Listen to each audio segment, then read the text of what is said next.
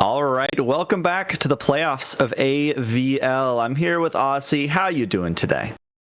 Hi, everyone. I'm doing well. Hopefully you're doing well yourself. And everyone at home, I hope you're doing well as we get ready here on a interesting Monday, I would say. AVL semifinals in the cards here. Of course, we got Akuma and the Chillers playing each other today. And look, we talked before a little bit about my expectations, and unfortunately for the Chillers, I don't see this one going in their favor. That's the unfortunate part of that. But just because I don't believe doesn't mean it's not possible, okay? In fact, usually what happens is I don't believe, and then that just somehow magically works against me. And they just they'll be 3-0ing Akuma today, but who knows? Oh, of course, yeah. I mean, like AML finals, underdogs are always nice to have a little underdog story. But the last time these two teams did face up in the group stage, it was a 2-0 for Akuma. So definitely a little bit of an uphill battle here for the Chillers. Another interesting point is last week we had a little bit of an intergroup match, and we have the same thing here. Both these teams are from the Chemtech group, so now switching over from Hextech like last week. So we have seen these teams play before. We know a little bit more about them from their groups, and it was a pretty dominant 2-0 from Akuma last time. But I think the Chillers definitely can put up a fair fight. They did pretty well in quarterfinals themselves, so excited to see what they'll bring us here today. Yeah, I think interestingly enough, looking at the Chillers, they were 5th seed playing against the 4th seed, so they ended up 3-1-ing. So I would suspect at the very least today doesn't get 3-0'd unless Akuma is just that much better. If they truly are just going to slam the finals, slam their way into finals, they probably just win finals dominantly as well. But I would suspect at the very least, because of the performance from the Chillers last week, we're at least going to see a 3-1 today. That's my kind of expectation. I also tend to kind of think we're gonna have more games in general, especially because of our track record. So that's also going for us. I can't remember the last time we had a clean series. I think that we cast most of them at least have one game go the other way. So our curse still remains. I hate our curse sometimes. Blessing and a curse. Of course, as a viewer, I think you want majority of games. You want the most games, especially closer games. I think for me, the worst part of being caster is watching games series that go on to the maximum amount of time, but it's not very interesting wins, right? It's not like the games are close. Oh yeah, game number 1 it was a stomp. Game number 2 the other team stomps. Those are more boring to me because it's basically just back and forth, and then you're just RNG winning. But I do like the closer series. I won't lie. I'm a little bit of a guilty pleasure, in that sense, I suppose. Enjoying the longer series that are hard fought and very close. I think that's majority of people though. I think a lot of people want to see close series. I think they want to watch good League of Legends, and hopefully we'll get that today. Although, like I said, not necessarily holding my breath on that one. Yeah, I mean, Akuma are undefeated. In series record, they haven't dropped a single series, including the tiebreaker to get into playoffs. However, a lot of their series in the group stage were 2-1s. They had a few 2-0s, but they did have a lot of 2-1s. They have dropped a lot of individual games. So they're definitely beatable, I'd say, especially considering the other teams that were in their group. The Chillers were there. They weren't one of the teams that took a game off them, but they were in the group that was able to take a few games off of them. So that means they've beaten teams that have taken, a game off of Akuma. So there is hope. Again, I'm not going to super doom and be like, man, the Chillers just have no chance today. There's always a chance, okay? Always a chance. Of course, if you look at LCK, a lot of bro leavers over there, D-Gon, bro leaving, even against Genji somehow, he's like, yeah, I believe in the bros. So maybe I'll get a little bit of that action going on today, but regardless, I think Akuma should have a pretty decent time. But let's introduce our teams, I think, move into some introductions here. We got Akuma, Ratchet's Tower Defense 6. That is what the TD6 stands for. We got Striker Jones in the top lane, Violet in the jungle, who Boss Kitty knows from college, believe it or not. Fortnite in the mid lane, Rachet arc happening in the bot lane, and Fails in the support role. No reported subs here today for Akuma, so hopefully should be at full strength. Yeah, I mean, we were talking about they're pretty strong, so I'd be scared. As for the Chillers, they're 5-2, so they have lost a couple series, but they're still doing pretty well for themselves. They have Jin in the top lane, 12 years Jung in the jungle, Nissan in the mid lane, another Dimension in the bot lane, and Baguette in support. And again, no reported subs for them either. So hopefully we'll have a nice, clean series with all of our starters at full strength. Yeah, I mean, I'm expecting... Again, I do think at the very least this won't be a clean 3-0. If it is a very clean 3-0, I think the conversation for Akuma is how fast are they going to win in finals? Because on the other side of the bracket, at least, you know, we ended up watching DDG, who was the second seed, going against the wild card of Conduit, where DDG made it went to 5, right? Like, that was very shocking that to a wild card team going to 5 when they themselves were undefeated outside of their loss, of course, for the seeding matches and stuff like that. But of course, that could have just been a fluke, right? But obviously not a fluke, because they were literally right there on razor's edge of getting bounced out of the playoffs to the wild card. So, and hey, there's the Gwyn bands. Talk to me about Violet. Okay, what's up with the Gwyn bands here? So Violet is definitely an AP jungle specialist, which isn't the greatest thing in this meta, obviously, but she still makes it work most of the time from what I've seen. But the Gwen in particular has been banned like 30-something times in AVL already, and I bet a decent chunk of those are against Violet. At one point, she was one of the top Gwen jungle players in the world. I don't know if that's still the case, but very, very scary on this pick, and I've seen it firsthand on both sides of it, and it is insane. Fair enough. Well, we'll be the Smolder first pick here, which until the Black Cleaver thing changes, like I've been like echoing for like the last 2 weeks, you know, that interaction is going to stay Deathfire Touch plus Black Cleaver very strong. But speaking about strengths here, the Chillers will take probably one of the strongest top laners in the meta in that Rumble. In fact, we actually were talking about this a little bit before we started stream today. Talked about Rumble in the jungle, and also that Riot seems to kind of be happy where he is competitively, really strong. Soul Q, maybe not the best pick, but of course, it's competitive here today, so should be doing pretty well. Also, the Ornn matchup, there to just neutralize, so you should have a decent time. And Smolder Nami, well, who's truly going to complain about having a Nami support nowadays? Like, she is kind of the most flexible support we have in the game. Save for maybe Karma. I think Karma has maybe an argument for that, but I'm curious what this Caitlyn pairing is going to be. I think maybe Nico here would be what I'm eyeballing if I'm going to be the Chillers, but again, plenty of options. You got Lux, you got Elise, and it's going to be Seraphine. So no Ashe Seraphine in the future, thanks to that takeaway.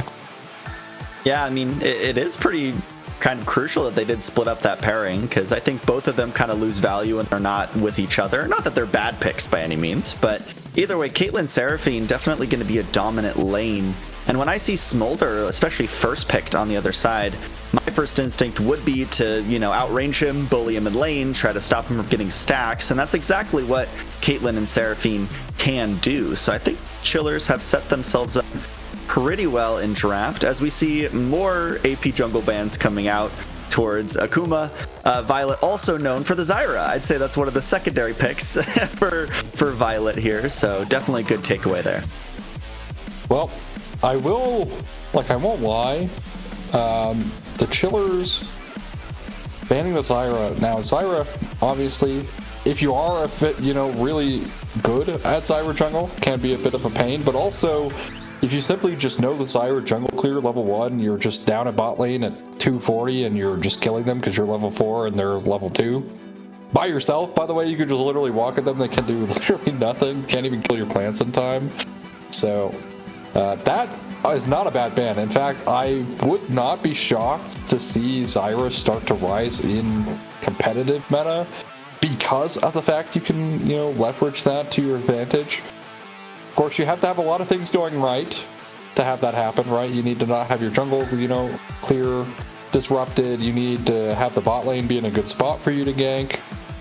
Because otherwise, all that time you're saving through your clear speed, if you don't get any value out of it, you might as well have just picked something that clears that 3 minutes, So, yeah. But it will be the way here. Nice range coming in from the chillers. Although Akuma do have ways of getting around that. You have the Tidal Wave, you have the Call of the Forge God as well, and not like Smolder does horrible into longer range champions. And it's going to be the Kha'Zix blind pick here for Akuma. Yeah, I mean, Violet, I have seen them also play Kha'Zix. A lot of games that I've seen a Violet play pretty much every jungle champion. But the Kha'Zix is also very oppressive. They're very, very good at taking those timers, catching people off guard in the side lanes. That's a lot what I'm expecting. So we'll see how that turns out, but definitely interesting that Chillers left jungle to counterpick. I guess they've banned a lot of junglers too. They're really hoping to get a good jungler into what Akuma have to work with. I am expecting that Violet will be kind of the player that's pushing Akuma in the mid game towards their victory. So Chillers trying to set themselves up in a good spot here with that jungle counterpick. Yeah, I think for a mid laner here, you could though. All right, I was about to say perfect, as we are going to get confirmation on the last pick here for Akuma. I was going to say probably you could get away here being a supportive or utility mage here, and it is going to be the Lissandra, which I was about to call, but unfortunately didn't get that one out because I thought the pick was going to come through. But regardless, and of course the Malphite for the Chillers. So I think the Malphite does help a lot because you're kind of looking at engage tools here for the Chillers, and it's only Encore outside of the Unstoppable Force, which was picked last. So that could have been a potential struggle, which I think is now alleviated. Akuma, though, with a pretty interesting comp here. We'll see if the Kha'Zix fares well against the Malphite, because if this is Malphite jungle, which is the expectation, Malphite does a shocking amount of damage. So, yes. So we'll see if Kha'Zix fares well into it. Otherwise, would be a little bit sad to see Akuma losing out. But I do think your point about Violet being this kind of mid-game bridge for Akuma is correct. Buy time for the Smolder is basically the win con here. And if you can do that off of a fed Kha'Zix, Kha'Zix also going to wreak terror later into the game if he is able to get that lead. Of course, champion is just an assassin. Snowball is the name of the game for a majority of assassins. Kha'Zix is no different. And we'll see if Violet has that performance that you might be expecting. Yeah, I mean, I've seen some crazy stuff. So, like base broken open at 12 minutes kind of stuff. So we'll see what happens here. Man, we really lose into it that bad, man. What is going on in your scrims? It was tryouts, but Violet went undefeated in every tryout game. So crazy stuff. But I will say I do really like the Malphite here. The main thing when I was looking at the first 4 picks for the Chillers is you have no front line and no engage. And at least Malphite is both of those things. So he can tank up, he can be that front line, he can be that go button if they ever need to start a fight for themselves. But I think the range, like you highlighted, is definitely the strength here for this team on red side. If they can play at range, if they can kite, if they can peel, I think they have a really good chance at kind of holding down territory and holding their ground in the team fights. So it's kind of a higher execution way to play the game, but we'll see if they can pull it off. Oh, I think they can. Of course, I'm sure they've shown that they can, by being here, and but it is harder. I do agree. I think the Chiller's much easier time. You just team fight, pressure ults. What could possibly go wrong? I mean, there's a plethora of things that could go wrong, right? Like, Encore doesn't hit anybody, right? Oh, your Unstoppable Force hits Lissandra, who ults herself. Rumble doesn't get a good equalizer here, right? There's a lot of potential here for things to go wrong, but much easier in terms of execution, I think, because how hard can it truly be to hit a good encore in this game, where low range is kind of the name of the game for Akuma outside of Smolder. So we'll see. Cerberus Fang Builder also in Kha'Zix, so the Seraphine might not get the most value out of the shielding this game. Of course, Seraphine also has a little bit of that health sustain from her Empowered W, like little redemption effect, or actually closer to like the ARAM relic kind of thing. So yeah. Well, who do you have taken this game number 1, if you had to bet? All right. I'm going to go against my gut here and be like, yeah, I think the Chillers have a good comp. For whatever reason, I just feel like this Kha'Zix is going to go completely unanswered in this game. For whatever reason, that's just where I'm at. I think the Kha'Zix is going to run through this game. Now, if that doesn't happen, and the Chillers actually are good at team fighting, I do genuinely think they're going to win in the team fights. Because how are you going to team fight as Kha'Zix, right? Because they can deathball so easily. And Kha'Zix against deathballs is terrible.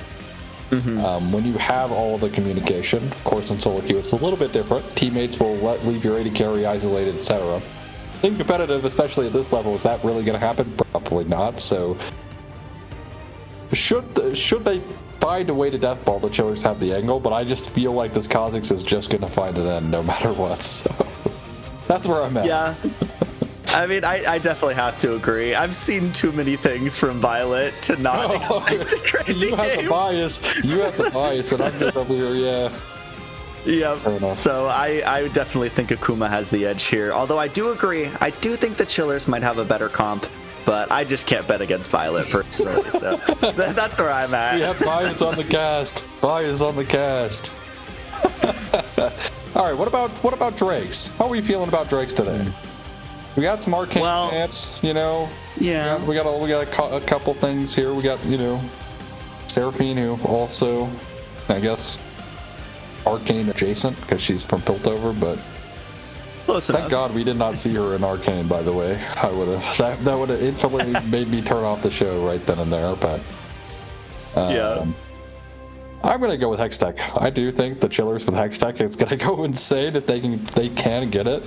I think they actually should be able to Drake stack really easily early on in this game, because they will have bot prio. Like, that is guaranteed. Smolder is not out prioing Caitlyn, let alone Caitlyn Seraphine on top of that, barring very true insane mistakes. Like I don't know, for whatever reason the Chillers just decide they're gonna run under tower, give a couple kills maybe, but even then probably still gets prio. Let's be honest. So I'm gonna go with nice little Hextech Soul personally. Yeah, I mean, I could definitely see it. I see the two big tanks here, one in the top, one in the jungle. I'm gonna go mountain. Yeah, we're doing it. We're doing of course. Gotta go back to my old strats until it you got punished. Me again. Yeah, you got punished for not doing it the last time. You're like, yeah, I see these two tanks. I'm not gonna do it, and then you got punished for it. I did. My hubris. Well, speaking of things and drakes and colors and things like that, let's talk about today's sponsor, Zen Market. Zen Market is your one-stop solution for buying products directly from Japan. They'll help you buy items from over 10,000 shops in Japan, as well as place bids on auctions on your behalf. They'll even consolidate all your items safely into one box and can ship internationally. That's right, the whole world. They provide excellent customer service in 19 languages, which is why Zen Market is trusted by over 2 million users worldwide. Check the panel below the stream or click the link in the chat to try them out now. If you sign up with promo code Aegis, you'll get 3,000 yen off your first international shipping fee. Thank you again to Zen Market. And I think it's break time. Let's go chill while we wait for the spec to light anywhere, folks. We'll be right back.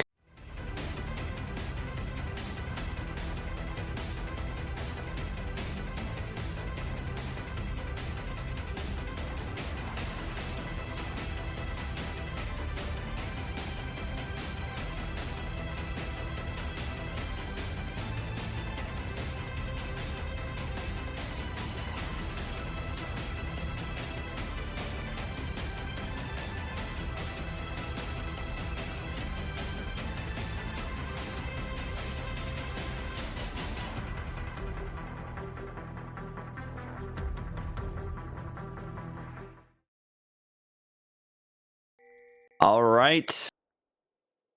Welcome to Summoner's Rift for game number 1. Very, very short break there. I guess we talked a little bit long, but here we are, and we're on the Rift. What are you expecting for the first game, Aussie? Quiet early game. Nothing's ever going to happen. Don't worry about it. As per usual. Some trading, though. Like I said, I think bot lane priority here for the chillers should exist. Also, first strike coming through, which is a bit interesting. We'll see if that ends up paying off, because as it turns out, tank killing here for chillers might be a bit of a difficulty, especially if the Rumble doesn't get off to a good start, gets ganked or something, gets put behind. I think the difficulty of getting through this horn be an issue, especially with triple AP topside. So itemization here for Ornn should be actually phenomenal. So we'll see if that comes into play later. Yeah, I mean, and the spot lane's going about as we expected, but it's nice to not see top lane. Usually we see top lane because they always do like a million to each other. they usually have like a pretty big damage share, but being Rumble, you know, get to pressure a little more. We get to see a little bit of the other lanes, which is nice. But, you know, building on what you said, definitely a little bit of a quiet early game here so far. For now, and then we're going to see like Malphite before 6 flashing under tower and things like that, as that's for sure happening, because that's just the way it goes for us. But Jhin actually finding a decent trade here on the top side. Of course, Rumble, a bit weaker early, level 1, right? Because you can't really build up your heat efficiently. But that starts to smooth out. And now, basically, at its smoothest point, all 3 abilities unlocked. So overheating and managing the heat should be much easier here for Jhin, now that he's level 3. Which I think is one of the difficulties about Rumble, is managing and being efficient with your heat usage. Overheating at the right times for good trading and things like that is what makes the champion difficult. Of course, Equalizer, your champion is very much later all about Equalizer. If you miss an Equalizer, you could very easily lose a team fight, which is obviously not the most ideal, right? And we do see the Doran shield tech coming out from Ornn here, buying the refillables early and then building the Doran shield makes sense. So actually, unironically, it's actually the chillers having no prio here, so yeah. That's definitely not what we expected going into this, but you know, it is Akuma who get the priority and get the reset here, which is pretty nice for them. Looks like we're just trading crabs for our junglers here, as both of them opted just into a full clear, which makes a ton of sense to me for these jungle picks. But what do you think about the Kha'Zix and the Malphite specifically? Well, this is the first time I've ever seen Kha'Zix versus Malphite, so we'll see how that goes. Oh, wow. Again, I do think there is some potential here for the Kha'Zix to kind of snowball out of control. But already, early game gank coming through. Oh, yeah. It's 12 years junk coming in, and there's actually the flash burned. Flash follow and first blood for our Rumble is very nice. And you know, we did get the Malphite pre-6, but no anything too crazy like a tower dive. Yeah, nothing too crazy, all right? But nice little kill there on the Ornn and the bot lane. HP here for the Caitlyn, not so great. Of course, the reason I lost prio is because Caitlyn actually bought Cull, like back to bot Cull. I've seen this before. Oh, hold on, that was a bit of a mistake there.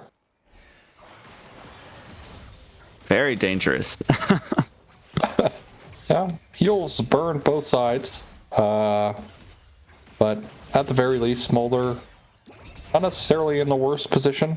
It is Smolder. Having the Nami sustain should be a-okay.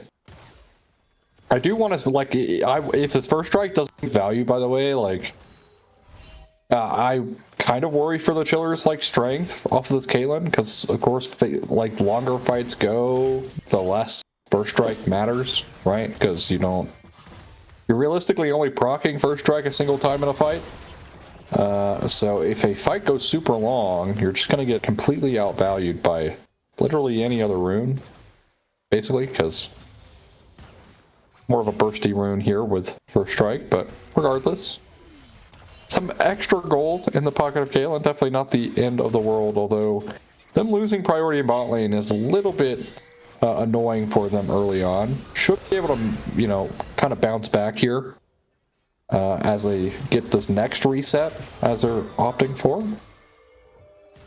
Oh, but here's our Malphite once again is pushed off, isn't able to get the gank on the bot side, but I'm surprised to see it be the Chiller's jungle who's a little more active so far. I know that it does like to go for invades, does like to generally prioritize topside if she still plays the same way that I'm used to. But hopefully we'll see this Kha'Zix do a little more, especially when we get to the mid game, kind of as we were talking about earlier. Yeah, I mean, Kha'Zix also just good at like camp cycling, invading as well because of your leap.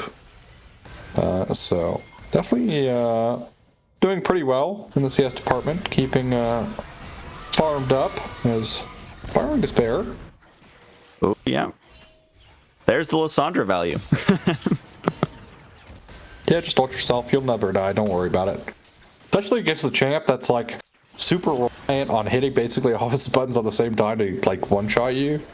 Thankfully you can just immune all of the damage, so that's kind of nice.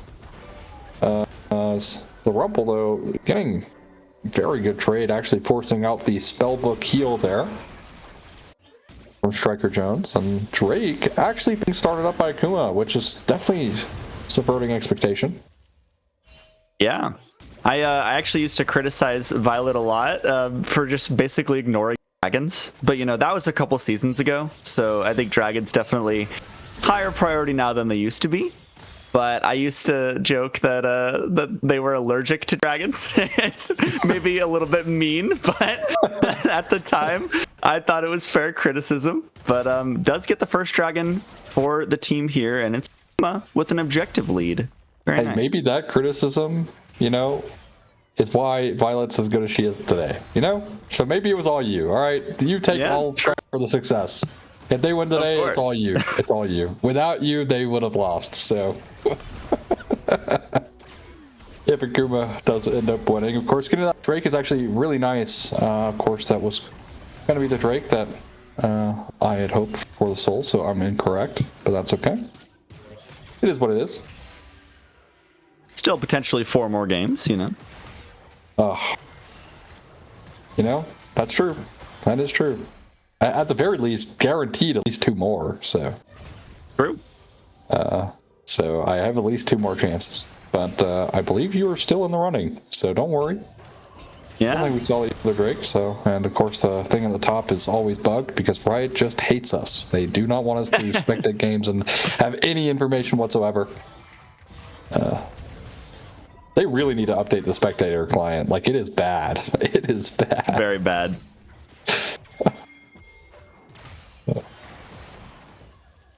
Yeah, I'm surprised there's been not quite as much. Like, the trading's been pretty heavy here on the bot side, but honestly, I would. Actually, right as I'm talking about it, here's the encore and the tidal wave. The flash follow, but the heal is enough. And Akuma actually managed to survive. I thought they were dead for sure. Oh, I thought as well, but just barely enough HP to survive there. But this gives Caitlyn time to do what she does best. Starts to farm those power plates. Thanks to the headshot passive, of course. But in the meantime, Void Grub's going the way of Akuma, so that's even less early game strength off of the Chillers. Would have really liked to see Void Grubs there go for your Caitlyn, especially with how well your Rumble is doing in top lane. Just not necessarily great start from the Chillers, I fear, but again, early game objectives, everything's kind of minor, right? Definitely could be worse. As 12 years a jungle, just at least clear out some vision. Just saying hello to the team. Where is that? Teleport coming through for Lysandra into the mid lane there makes sense. Just to catch up some of that, but I think overall, I think overall, if you are the Chillers, I think trying to get this next Drake is very top priority. That is my like thing. If I'm the Chillers, I think getting this next Drake is very important.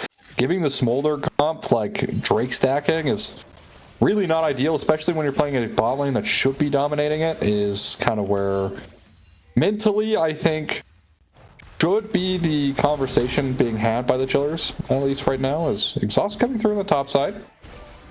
Yeah, nice way to mitigate those trades, at least make it a little bit more favorable. As actually Call the Forge God coming out here too, gets the knockup, but I don't think you have enough damage. Has to flash away, but the burn will follow, and there's another kill over to our Rumble. Yeah, well, Rumble's getting fat. That's pretty good here for the Chillers. Topside winning, although again, this Caitlyn kind of being shoved in is really not ideal. Of course, Caitlyn not in the best spot when she's under tower. By far, the worst look for Caitlyn is when she's under tower. So I think that's true for a lot of champions, but Caitlyn in particular, she really wants to be at your tower line, if possible. Which does mean, right, because this Caitlyn is kind of struggling in this lane, does obviously pick up the Hex Optics first, because it's in a super cheap item. So don't be like, oh, look at this item advantage for Caitlyn, though.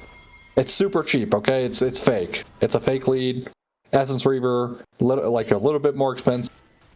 So don't worry. Don't worry about the item advantage from Caitlyn, as Essence Reaver actually picked up right now, getting in the mid lane.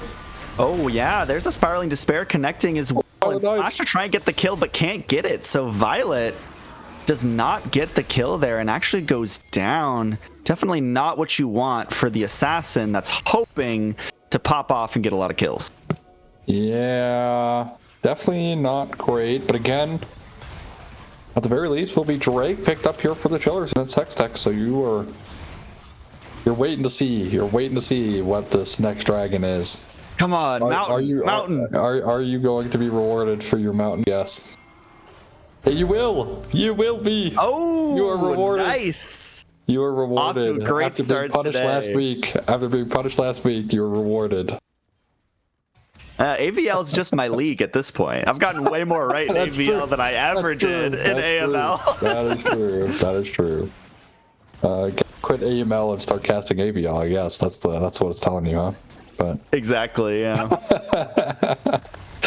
But overall, I think the Chillers, like I said, getting this Drake was really important for them. I think not having this Drake would have been led to some interesting things going on.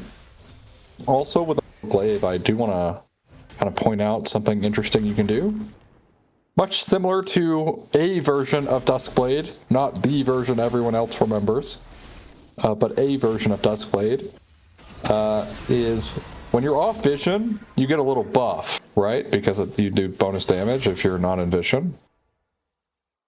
And that just permanently ticks, right? It just keeps resetting the buff when you're off vision. But if you are on vision, say like the enemy, you're on an enemy ward, that buff starts to tick down. So instead of resetting, it goes through its entire duration. So you can actually utilize that to know whether you're on a ward or someone can see you. Like if you're scared you're getting bush cheesed, if you walk into the vision cone, you'll actually see that through your item buff. So there's some little tidbit of information to abuse Umbral Glaive. Have fun. Used to work that way for Duskblade. When I was playing jungle, I was a pretty big Kha'Zix enjoyer during that time, so I definitely utilized that quite a bit. But there's a nice little hack, nice little life hack about vision there for you. Yeah, very interesting. Like those kind of niche item interactions. That's why I thought it was kind of interesting when they just changed the minion priority. Because that was something that people abused for so long, and they're actually adjusting the mechanics. So I don't know. What do you think about that change? Well, we're gonna We'll talk about that later. Got both of it's coming out, and it's actually Akuma striking back in the bot side here. They are gonna get a double kill here for their Smolder. We're on the top side though. Rumble popping off again with a double kill of his own, taking down Violet and the top laner for Akuma. Yeah, really nice time to ask a question there. It would have been great if I had a chance to respond, but unfortunately, both teams have an issue with us trying to have a conversation here on cast. Nice gank in the top side to get Jhin more ahead here, although the overstay is possible. Oh, yep, could just get punished and actually shut down there by Akuma's mid laner. Very nice, as Rumble's kind of been hoarding some gold there for a shutdown. You know, 4 kills will get you there. So very nice move there. Very nice roam from the Akuma mid laner.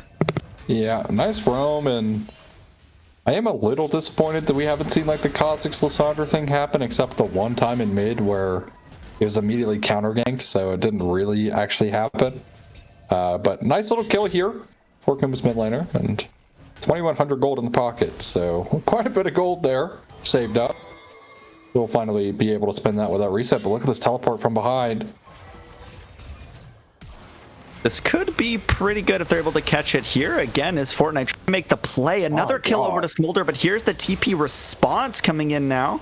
I'd say we definitely have a lot of action with the top laner from the Chillers so far, but alas, the teleport is basically wasted as Akuma just get a kill and get out.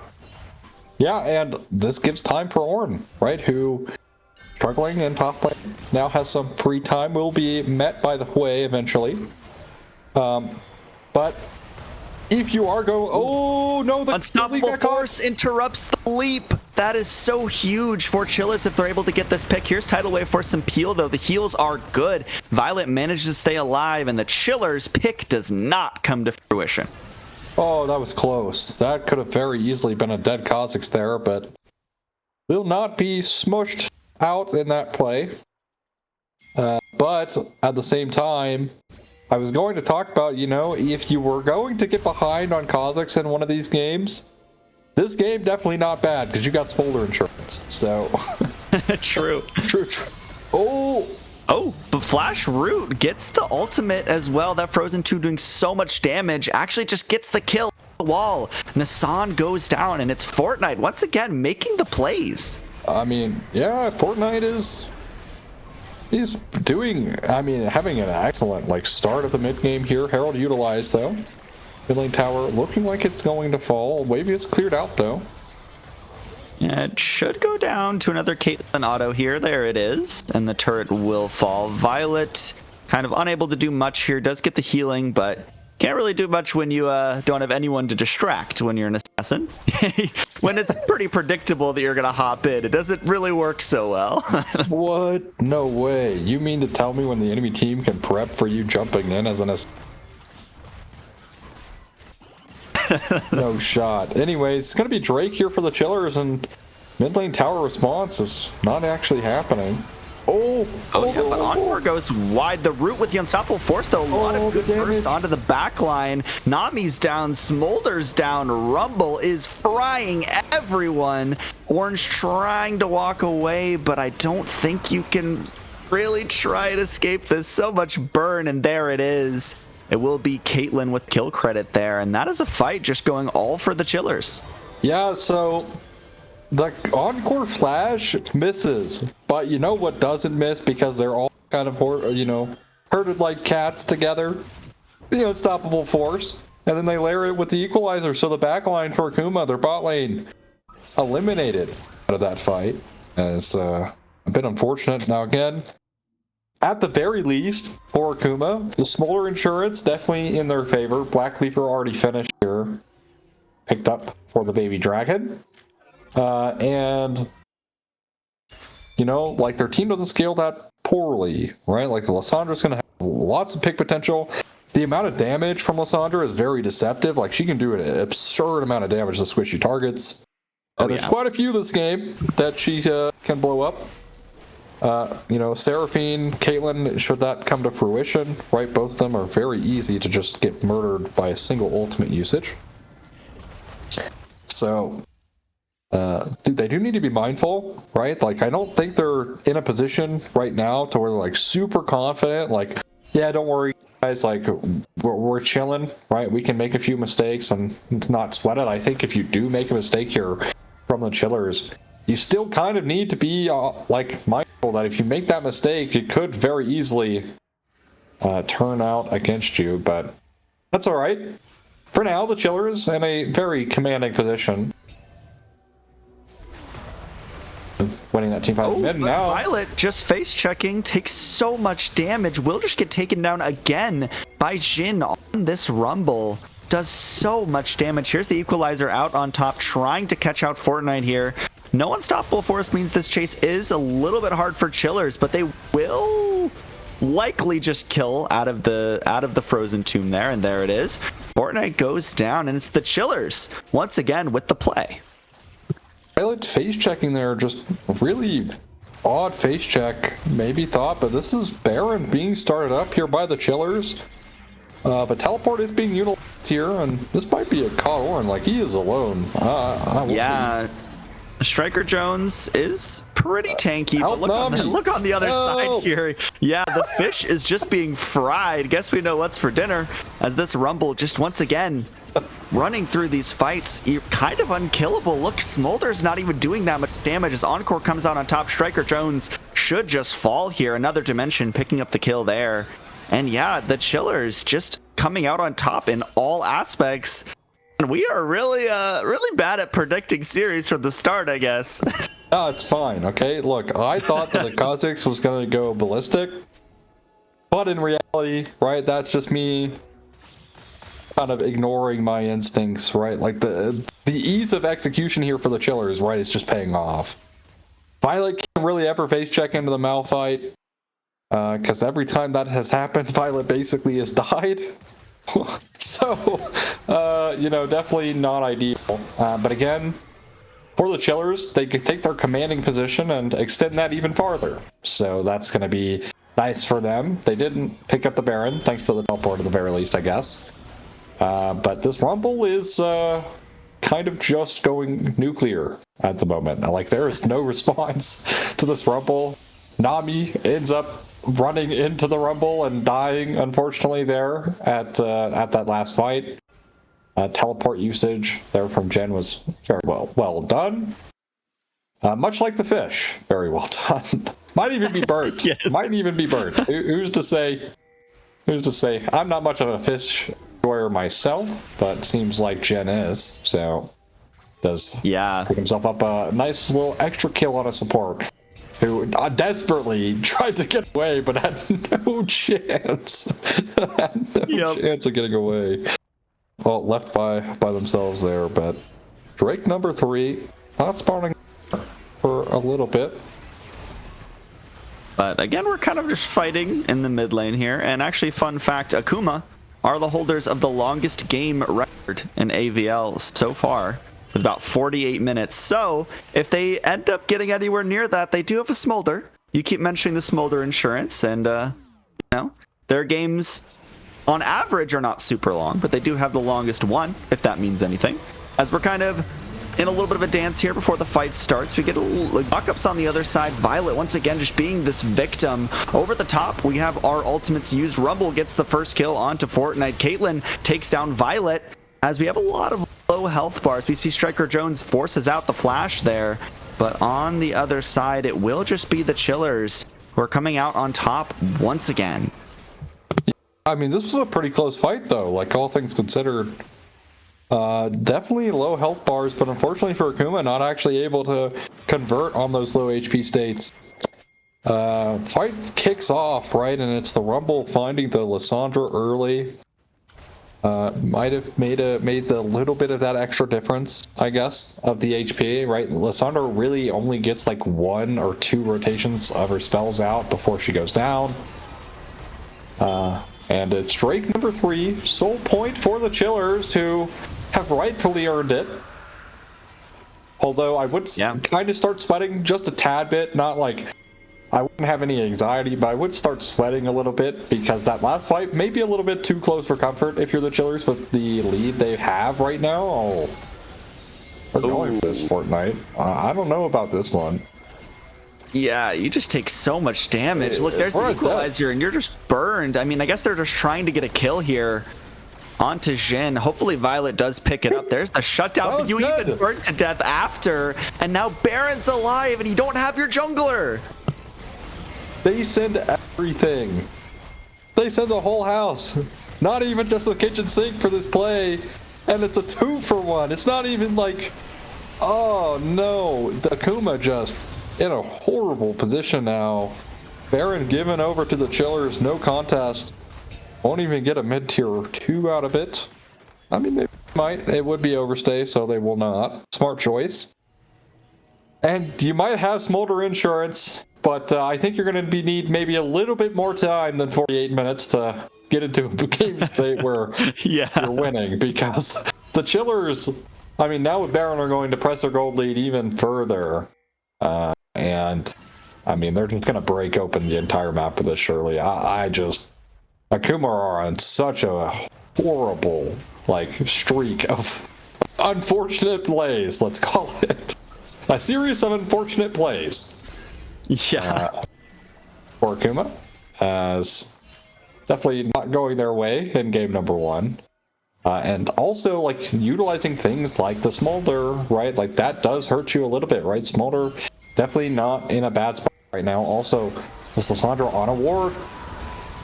Oh, yeah, there's the Unstoppable Force into the Encore. Frozen Tomb is good. Keep Fortnite alive a little longer, but look at the damage coming out of that. Just taken down. 12 Years of Jung gets the kill credit there. As, yeah, it's just the mid laner from Akuma caught once again, and the Chillers want to keep pressing this Baron, but here's the call of the Forge God. They want to get a pick on the side lane once again. Smolder does deal some damage now, but look, the rest of Chillers are here. Tidal Wave comes down on top, disrupts just a little bit more, but Striker Jones is not tanky enough to make it out here. Another Dimension picking up the kill there, and this tier 2 tower on the top side should be... Chillers never doubted. Never doubted them. Yeah, there's no doubt whatsoever. I mean, yeah, I did just go against my own instinct to believe in the Kazakhs, but it's the Chillers kind of running over this game. Yes, 225 now completed here for the Smolder, but it just doesn't matter. Violet doing some damage to the Malphite.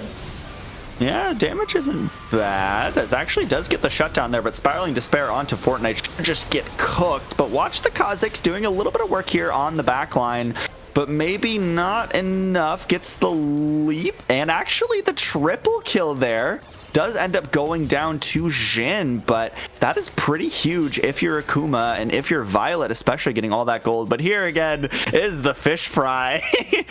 For the triple kill for Jhin. And yeah, I mean, fish must be like their favorite meal for Chillers at this point.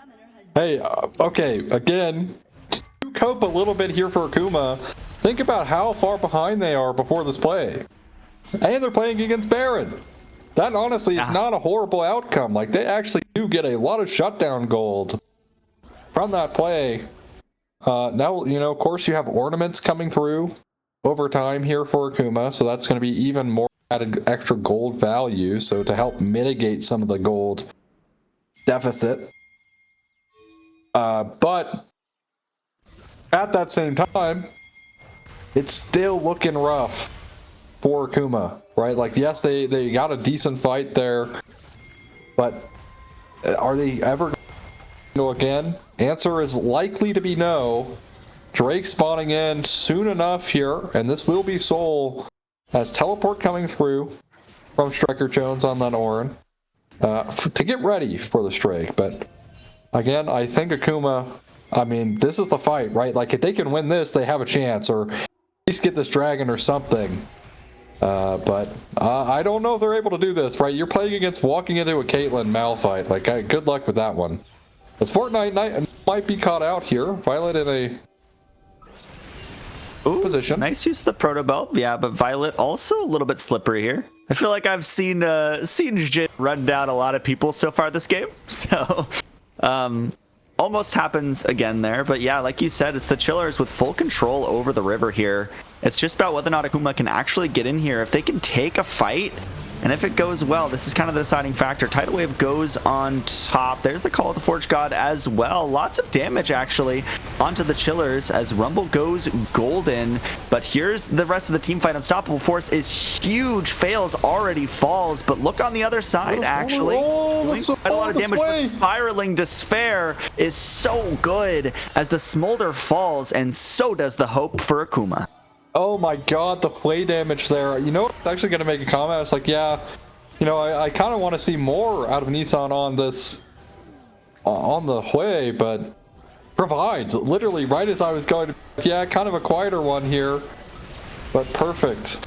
Perfect play right there to instantly silence my thoughts. Knew what I was thinking, and instantly made sure that I was not going to have that point. As yeah, I mean, Striker Jones can't even, he can't even think anything in this game. Oh, GG. That's definitely rough. Yeah, I mean, Fortnite just going in there as well, trying to stall, trying to do anything, but these Nexus turrets will go down.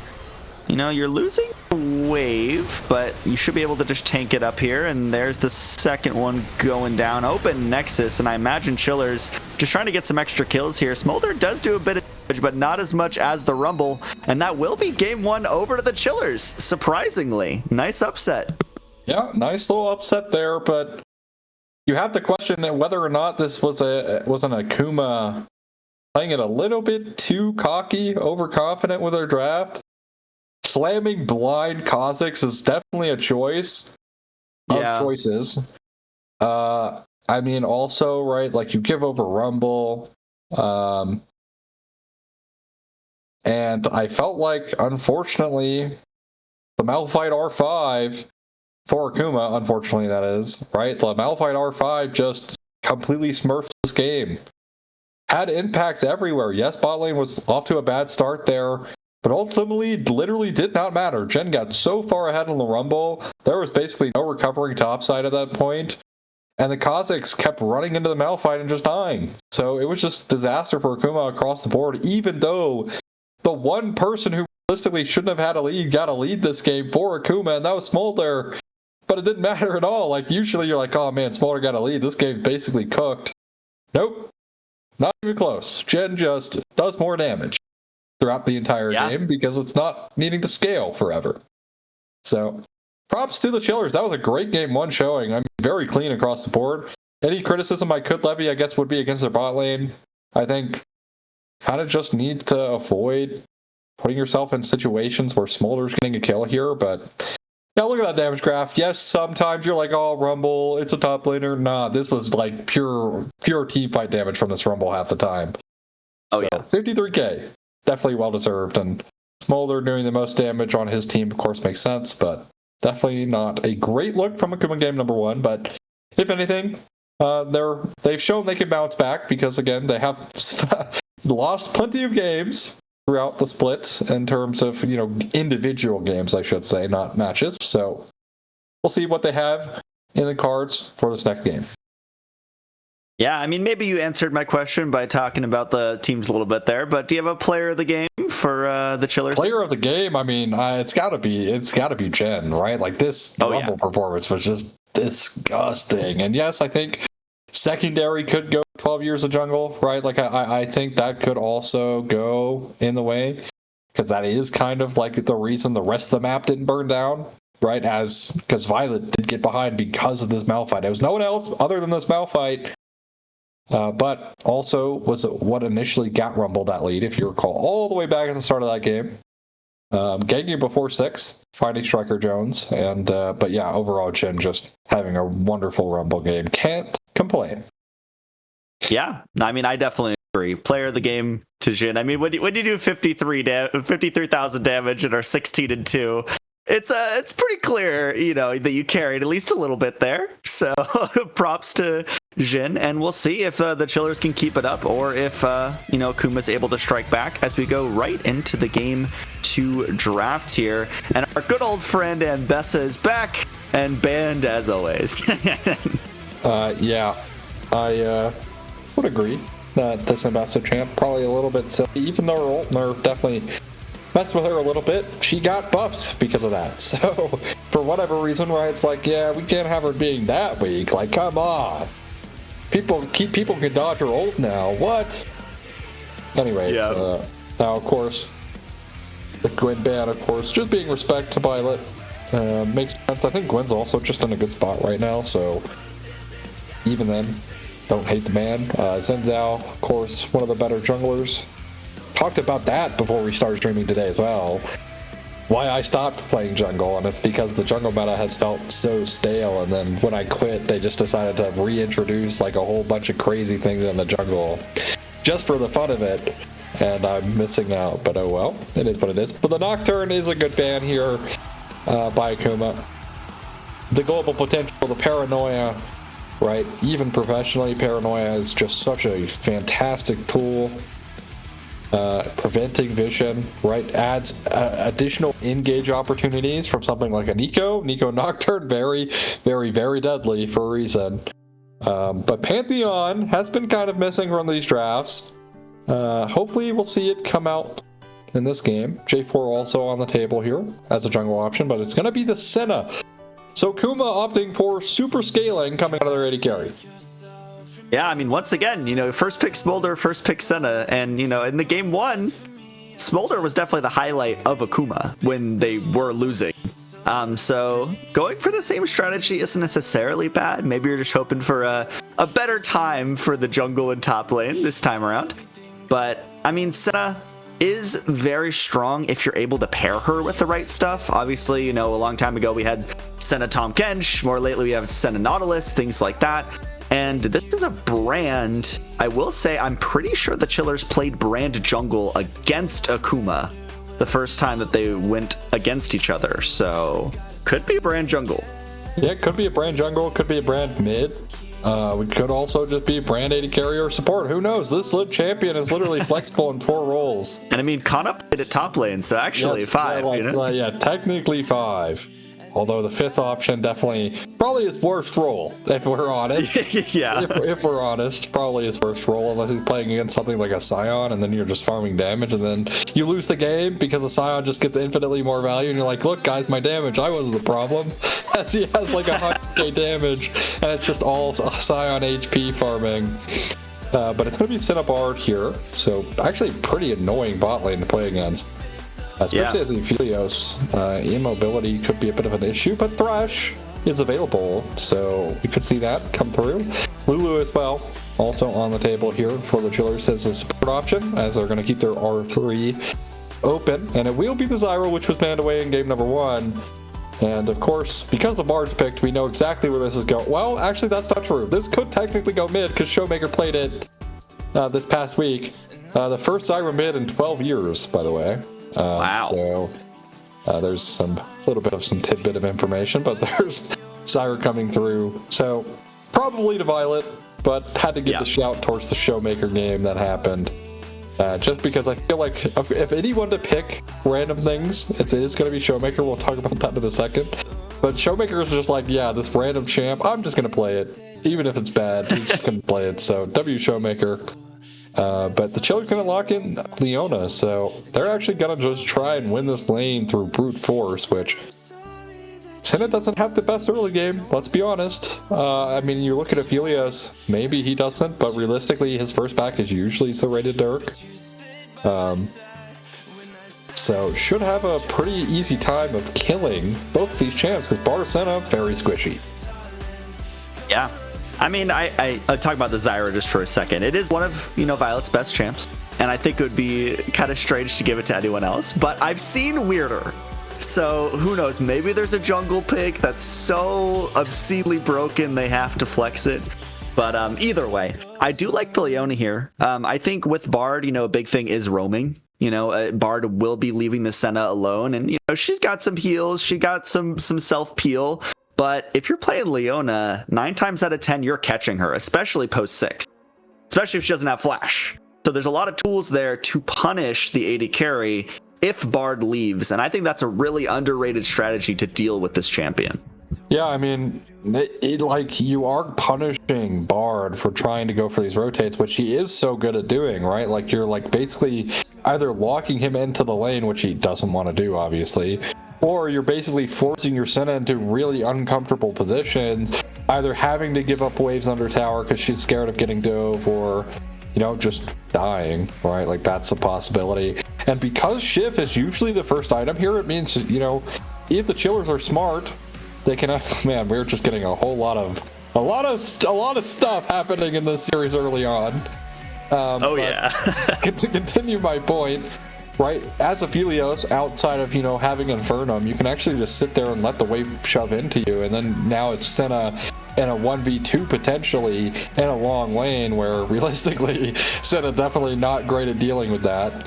And then of course Kane coming in for the Chillers, meaning this Brand is likely not going jungle, but still available for mid and top. So that's still possible. Also, this could be Kane top if you're a Baus fan, I guess. That's on the table. But Cassante for sure going top. I'm like guaranteeing this is going top. If it's going mid, we're getting the Showmaker meme. Showmaker again. The Showmaker meme. But it's going to be Vladimir, which I guess there is flexibility there. They very much, I guess, could play Vlad top if they want, but likely going to be Cassante top, Vladimir mid. Please, guys, stop. Give me something normal. And to talk early about this, Akuma's synergy this game is kind of all over the place. Like, we talked about ease of execution last game with their comp. This one is way worse. Like, trying to play this comp, I feel like it's so much harder. And that chase basically guarantees that, unless there's a jungle Jace, that the Kane is going jungle, Brand's gotta go mid. I'm assuming so. Yeah. Yeah, I mean, I think 12 Years of Jungle is a pretty proficient Kane jungle player. I think I remember seeing that on their repertoire, so I wouldn't be surprised. Actually, I think I've seen them play it before. I can't remember where. I know I've seen 12 Years of Jungle before. I can't remember if it was AML or if it was AEL or something, like whenever I played that. But definitely known for the Kane. So I wouldn't be surprised to see that jungle. But yeah, we got a really fun draft on our hands here. What are you thinking? Well, easy execution out the window for both teams. Just who cares? Yeah. Just play better. Just play better. So here's the confirmation. Everything is in order, of course. I mean, the expected roles for every champ is the expected roles. So good job. We totally got it right. Shocker. But that being said, execution here, right? You have something like Kane who has decent clear speed, but canonically very weak in the early game because he doesn't have form, right? Like, the champion is super bound to having form, where Zyra is just strong. She just simply is strong. She's gonna out clear speed Kane. Doesn't matter what Kane does. Literally doesn't. Even if Kane has the perfect clear and Zyra has like an okay clear, Zyra still out clears. So that is the clear speed difference we're talking about here with Zyra, because of just how absurd it is. You only have to do it like semi-decent and you're going to be ahead of 99.999999% of jungle clears in the game. But again, jungle clear speed only matters based on what you can do with the extra time. If you get nothing out of that extra time, then you might as well as not have had it, because you're basically just waiting for Scuttle to spawn, you know? So like, if you don't utilize the extra time, what good is having that extra time? So we'll see if Violet can utilize that extra time, as we will get into the game shortly, but I don't know. The Chillers, I think, man, both teams are losing. That's what I'm saying. That's my thoughts on the draft. Both teams lose. No one's winning today. We win the result. We're the winners here. We get to watch chaos. I mean, that's my expectation for this game. I think it's just going to be a pure bloodbath across the rift, like absolute bloodbath. Oh man, what a pleasure! What a pleasure! Oh yeah, I mean, you were talking about hating games being boring. I think I can say that this is not going to be a boring game. Okay, but like, what if they're subverting expectation? They pick like the most chaotic drafts, and it's going to be like the most slow burn Gen G game of all time. Like, true. We always seem to get it wrong. No matter what we say, it's the opposite. It's true. It's our curse, man. It's our curse. Well, considering expectations, what are you expecting for our Dragon Soul in Game 2? Dragon Soul. Chaos. Mixed with Chaos. Infernal. Might as well throw that in the bag. All right. Might as well. And I think I'm going to steal your thunder. I'm going to say Hextech. Also kind of on that Chaos line, but a little bit more variety there. So yeah, interesting. We'll have to see how this one plays out. I really have no idea.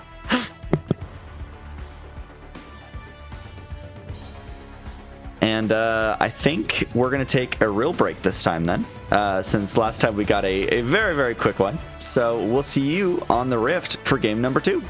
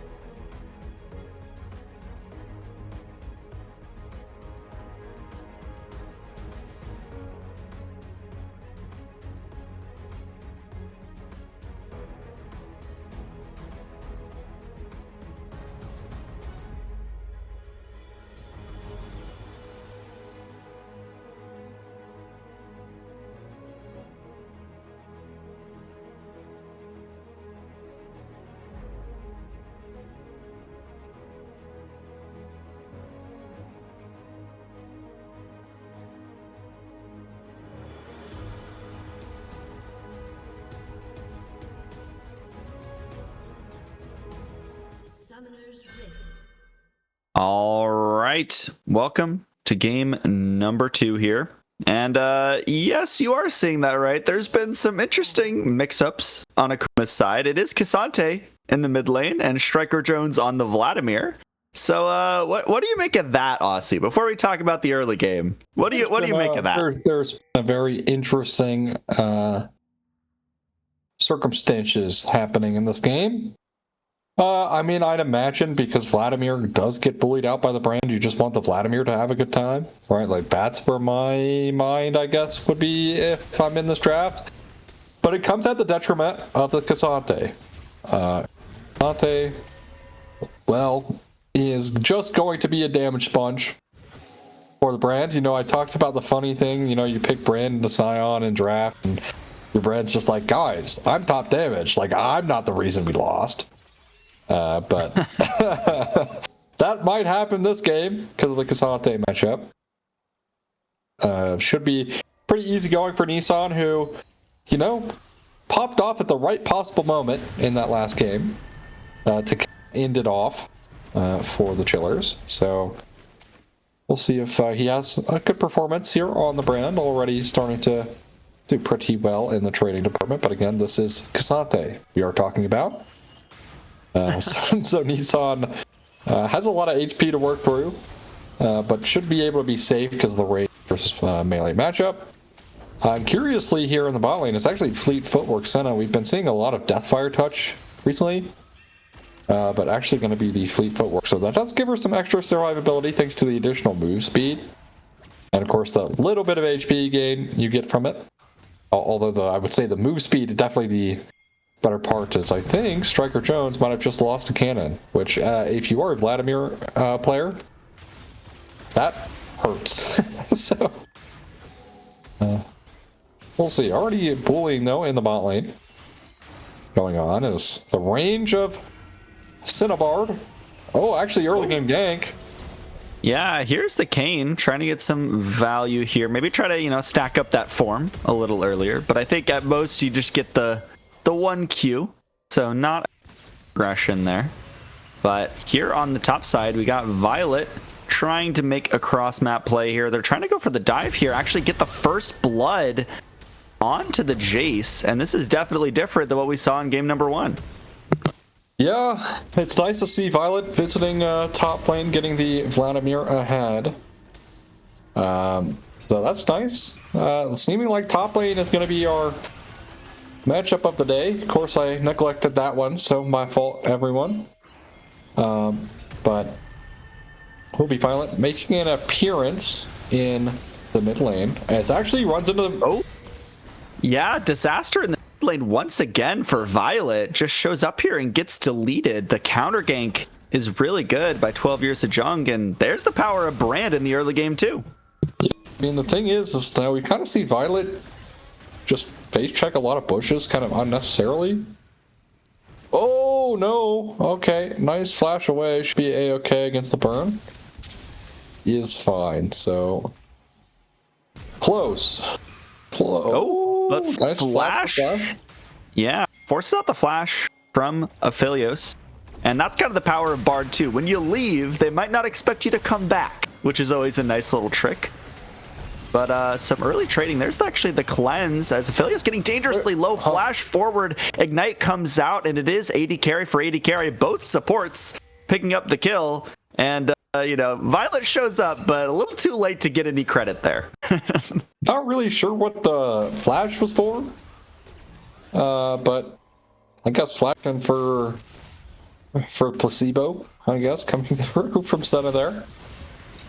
Definitely not ideal, but both summoners off of the AD carry does leave, honestly, Senna very susceptible as now. Vladimir trading against the Jace. Now, the big thing of Vladimir into majority of champions in the early game is basically the idea is you want to sustain yourself through the opponent's mana bar, right? So if you can keep yourself alive for their entirety mana bar, then you're just winning the lane. Obviously, of course, if you can find yourself a kill, that's even better, but unlikely to happen without support. Thankfully, Violet coming up there early does get them net Striker Jones a kill. I think I also staunchly remember Striker Jones playing Vladimir top as well, but I could be making that up. Who knows? Violet now on the hunt. Oh, nice sidestep here. Now you're in a 1v1 with Jace, which isn't always the best place to be, but does get a Dark Harvest proc. So, W there. Yeah, I mean, stonks. Also, this is Dark Harvest Kane, which is telling me this is going to be Shadow Assassin. There are 4 range champs, so farming those Rost orbs definitely a bit hard. You know, usually you want to get the form you want the first go around, but Drake picked up early for the Chillers, so we'll see if they can continue their Drake stacking here. As will be the Ocean taken away there as the first dragon, and Bard running around for some chimes as he walks basically all the way back to his tier 2 for one. So yeah, I mean, the mini game is always fun to watch. You just look at the mini map and Bard can pretty much be anywhere. Just going for a charm, be in the middle of a river, doing nothing, you know. But that's the support lifestyle anyways, as a little bit of movement in towards here. Here's Kane again, definitely trying to farm those orbs. But now this AD carry has no flash, so definitely under threat. But back in the mid lane, actually, Cassante not having very much fun either. they live there, Yeah, they live. We didn't really get to see what happened, but it is Akuma's bot lane. Now with the counter gank, actually, Violet coming in here. This should be a pretty easy catch. There's the ultimate. Just causes so much space just to be lost there for the Chillers. Now Violet actually getting pretty low, though. Will be taken down by the Leona, actually. I thought another Dimension might have gotten that one, but either way, a double kill for the Senna here for Akuma is a very, very nice move. I mean, Akuma in a really great spot. I'm so shocked that the Chillers don't find a good gank there. Senna, who had no cleanse, no flash, and I'm very certain that this Leona does have flash available, or did have flash available for that play. I'm surprised they just didn't flash Zenith Blade onto the Senna. Like, I feel like Senna just insta dies there, but it looked like they just ended up trying to go for a dive. Bot lane, right, to try and finish off the Bard, and they got severely punished for it. As also on top side, Striker Jones doing A-okay. As Violet causing some commotion in the river here. Looks like we do have a roam up from the Leona for these grubs. But, you know, Akuma did use a couple of their ultimates already. Violet's is up pretty soon, but they invested the Senna ultimate, the Dawning Shadow, from the other side of the map. But it looks like Akuma will just have control of the grubs, and they should be able to claim this objective. Of course, Zyra does these pretty fast, so should be no issue of getting all 3. And Akuma, we talked about the chaos of this game, which is basically just coming down to them needing to kind of just play better. Both teams gotta just need to play better than the other. And so far it's been Akuma playing a little bit better than the Chillers so far in the early game. And definitely not the end-all be-all for these teams. Again, I've been kind of like pushing that the early game is not as important as I think a lot of people have this perception, right? Man, if I first blood, GG. I think that's kind of the fault of the Noxus season, unfortunately, because of the feats. I think people still kind of had that in the back of their mind, is like, we have to hard win the early game or we're just gonna lose because they're gonna get feats. No, you'll be okay.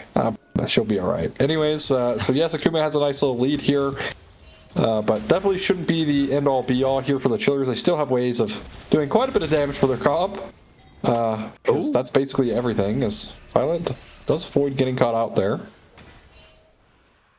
And Striker Jones putting up a lot of pressure on the top side here. I mean, normally when you pick Chase, actually Ignite coming out, and there's just the kill. Yeah, the solo tower dive in the top side, but here's the Tempered Fate onto the Brand, so could put a lot of damage out, as actually Knockup getting on the second part of the Zyra ultimate there. But now you're kind of in a disadvantaged fight. Cassante is all out, as actually pulls the Kane back, but it looks like everyone just walks away. Chaos on the Rift. Mid lane. Everyone using everything and no one dying. Woo! See that? I mean, again, Kane being so weak early, right? Like, it's actually so hard to really do anything with this champ, although Violet is definitely playing with fire. In fact, does kind of put Senna getting more damage done onto the Aphelios than the Aphelios actually doing damage back to her. But overall, Akuma still nice early game so far, especially coming out of Striker Jones this game on the Vlad, who kind of struggled on the Ornn last game, but turning it around in game number 2 on a much different style of champion, to say the least. Yes, definitely. And I mean, I do think that Vladimir getting ahead is particularly scary. I don't know about you, but every time I seem to play against this champion, it's you know, he gets a kill, it's no big deal, and then he shows up in the mid game and just completely one-shots everyone. So the fact that you're already ahead makes that power spike very, very dangerous in my mind. But, you know, we got both junglers, and actually the mid laners now heading over towards the bot side. Akuma wanted to try and pressure this tower dive a little bit, but there's the Solar Flare actually does connect onto Violet, but no follow-up means no threat onto the Zyra just yet. And Akuma are actually holding their space pretty well. Tempered catches 2. This should be so good for them. Just immediately obliterated. Senna picks one up, Violet picks one up, and that is a great double pick for Akuma. Oh my god, what a tempered fate there from Fails. Oh man, that is basically like a game-breaking play there. Because yeah, Striker Jones is ahead, and also I think Vladimir from ahead is incredibly scary. Oh, here's the dive. Yeah, but red-white is pretty scary, actually, doing a lot of damage here, and not really going down too quickly for the Aphelios, as the Chiller's bot lane manages to stay alive for now. And yeah, I think the dive has actually been mitigated. Oh, you know what they say, red-white don't fight, and at the very least, they walk out unscathed. But now you walk back up. Barrier keeps another dimension alive, but I don't really know what you're pressuring for here. I mean, you know Violet is nearby. Dawning Shadow will pick that one up. And now Senna's on a rampage. I mean, we worked so hard. We played the dive so well. What was the point of walking forward there? I'm just so confused. Like, you did so excellent at dodging the dive, and then you're just gonna die to a mistake of your own there. But unfortunately for the Chillers, their woes continue in this game as the kills climb up to 10 here for Akuma. As you know, basically the people who kind of shouldn't be getting fed early are all fed. Senna's fed, Vladimir super fed this game. So definitely not the best start for the Chillers in game number 2. Oh, but here's potential catch for the Chillers here. But, you know, actually, Umbral Trespass gets the follow through the portal, getting very low. But there's the heal, actually, from Senna. Tempered Fate stalls the fight just a little bit longer. You actually flash forward from Fortnite as well, trying to catch out. There's the Stranglethorns doing so much damage as well. Kane just obliterated. Brand on the wrong side of the map will be taken down once again. It's another kill over to the Akuma AD carry. Yeah, this is definitely the performance I think Akuma was expecting to have in game number 1. But I think the Malphite and also Jin just getting such an absurd lead is now coming through. Is no way again. Again, a second solo dive under this tier 1 tower. I mean, at this point, the tower's more your enemy than your friend. It's actually on the bot side of the map. Violet is here trying to kill Aphelios. Another dimension just goes down so fast. Like you were talking about, Zyra is very strong, especially at this point in the game. You get your items, and yeah, you just delete people. This is just pure deletion across the board from Akuma. They have so much damage now. I mean, the Chillers, they're so squishy, like, even just a fed Vladimir, like, dude, you kind of are just gonna get one shot, I feel like, this entire game. I mean, we're seeing Bard over here 1v1ing Bane. Like, takes him down to half HP. So I feel like if you're the Chillers, you're like, man, this game might just be cooked. I don't know if we're winning this one. Because, like, if you just watch what Bard did to your jungler, I mean, that, like, imagine if this is like you're the Senna or it's the Vladimir doing the damage to the Kayn, right? Like, it's basically just instantly cooked here, is at the very least. Oh. Striker Jones is basically 1v3 there, but, you know, just does so much damage and heals back all the damage taken. And I think this is like what I'm talking about. I think Vladimir's basically online here, you know. You almost have, I think, like 2 completed items there. So you just do a lot of damage and put up a lot of pressure wherever you are. Not to mention the AD carry, who's also fed for Akuma. And that will be kind of the key at pressing the advantage here. As here, just deletion once again of the AD carry for the Chillers. Another dimension, just been the victim so many times this game. And in mid lane, it will be no different. You know, we talked about Aphelios being the inevitability of Aphelios getting one shot in draft, and, well, definitely not shy to it this game, unfortunately for the Chillers. As that's just gonna keep continuing. Is 2 items here for Senna. Pilot is out. So, yeah, I don't know. I don't know what the Chillers are gonna do to get themselves back in this game. It's maybe a pick onto the Senna. Oh, yeah, this could be it. I mean, this is a big shutdown. We'll see who it goes over to, but it's over to the Leona. No. That is probably No worst way. case scenario. You find the Fed member, but you get the kill over to your support. I mean, at this point, just build damage, you know? Get a Sunfire, get something else, you know? That Old is Divine so... Sunderer, Leona. The thing is like, there's just no way for this Leona to get the kill outside of, like, actually taking it herself. Didn't even ignite, right? Like, you could have been like, oh, it's just an ill-timed ignite burn. Nope. Literally not. All Leona had to do to get over a shutdown to either the Kayn or the Brand was press S, because the Senna was dead. No one was coming to say that Senna was literally 1 HP. But the shutdown, unfortunately, going over to the Leona is, yeah, kind of just tying this game up in a nice little bow. And the gift is named Tragic for the Chillers. Yeah, I mean, here's the Stranglethorns trying to catch another one. Teleport comes in. Tempered Fate will freeze the tower. So this could just be a full dive here for Akuma. So much damage. Double kill over to the Senna. Striker Jones is unstoppable on this Vladimir. And they're about to break open the base. You know, they had the longest game of the ABL.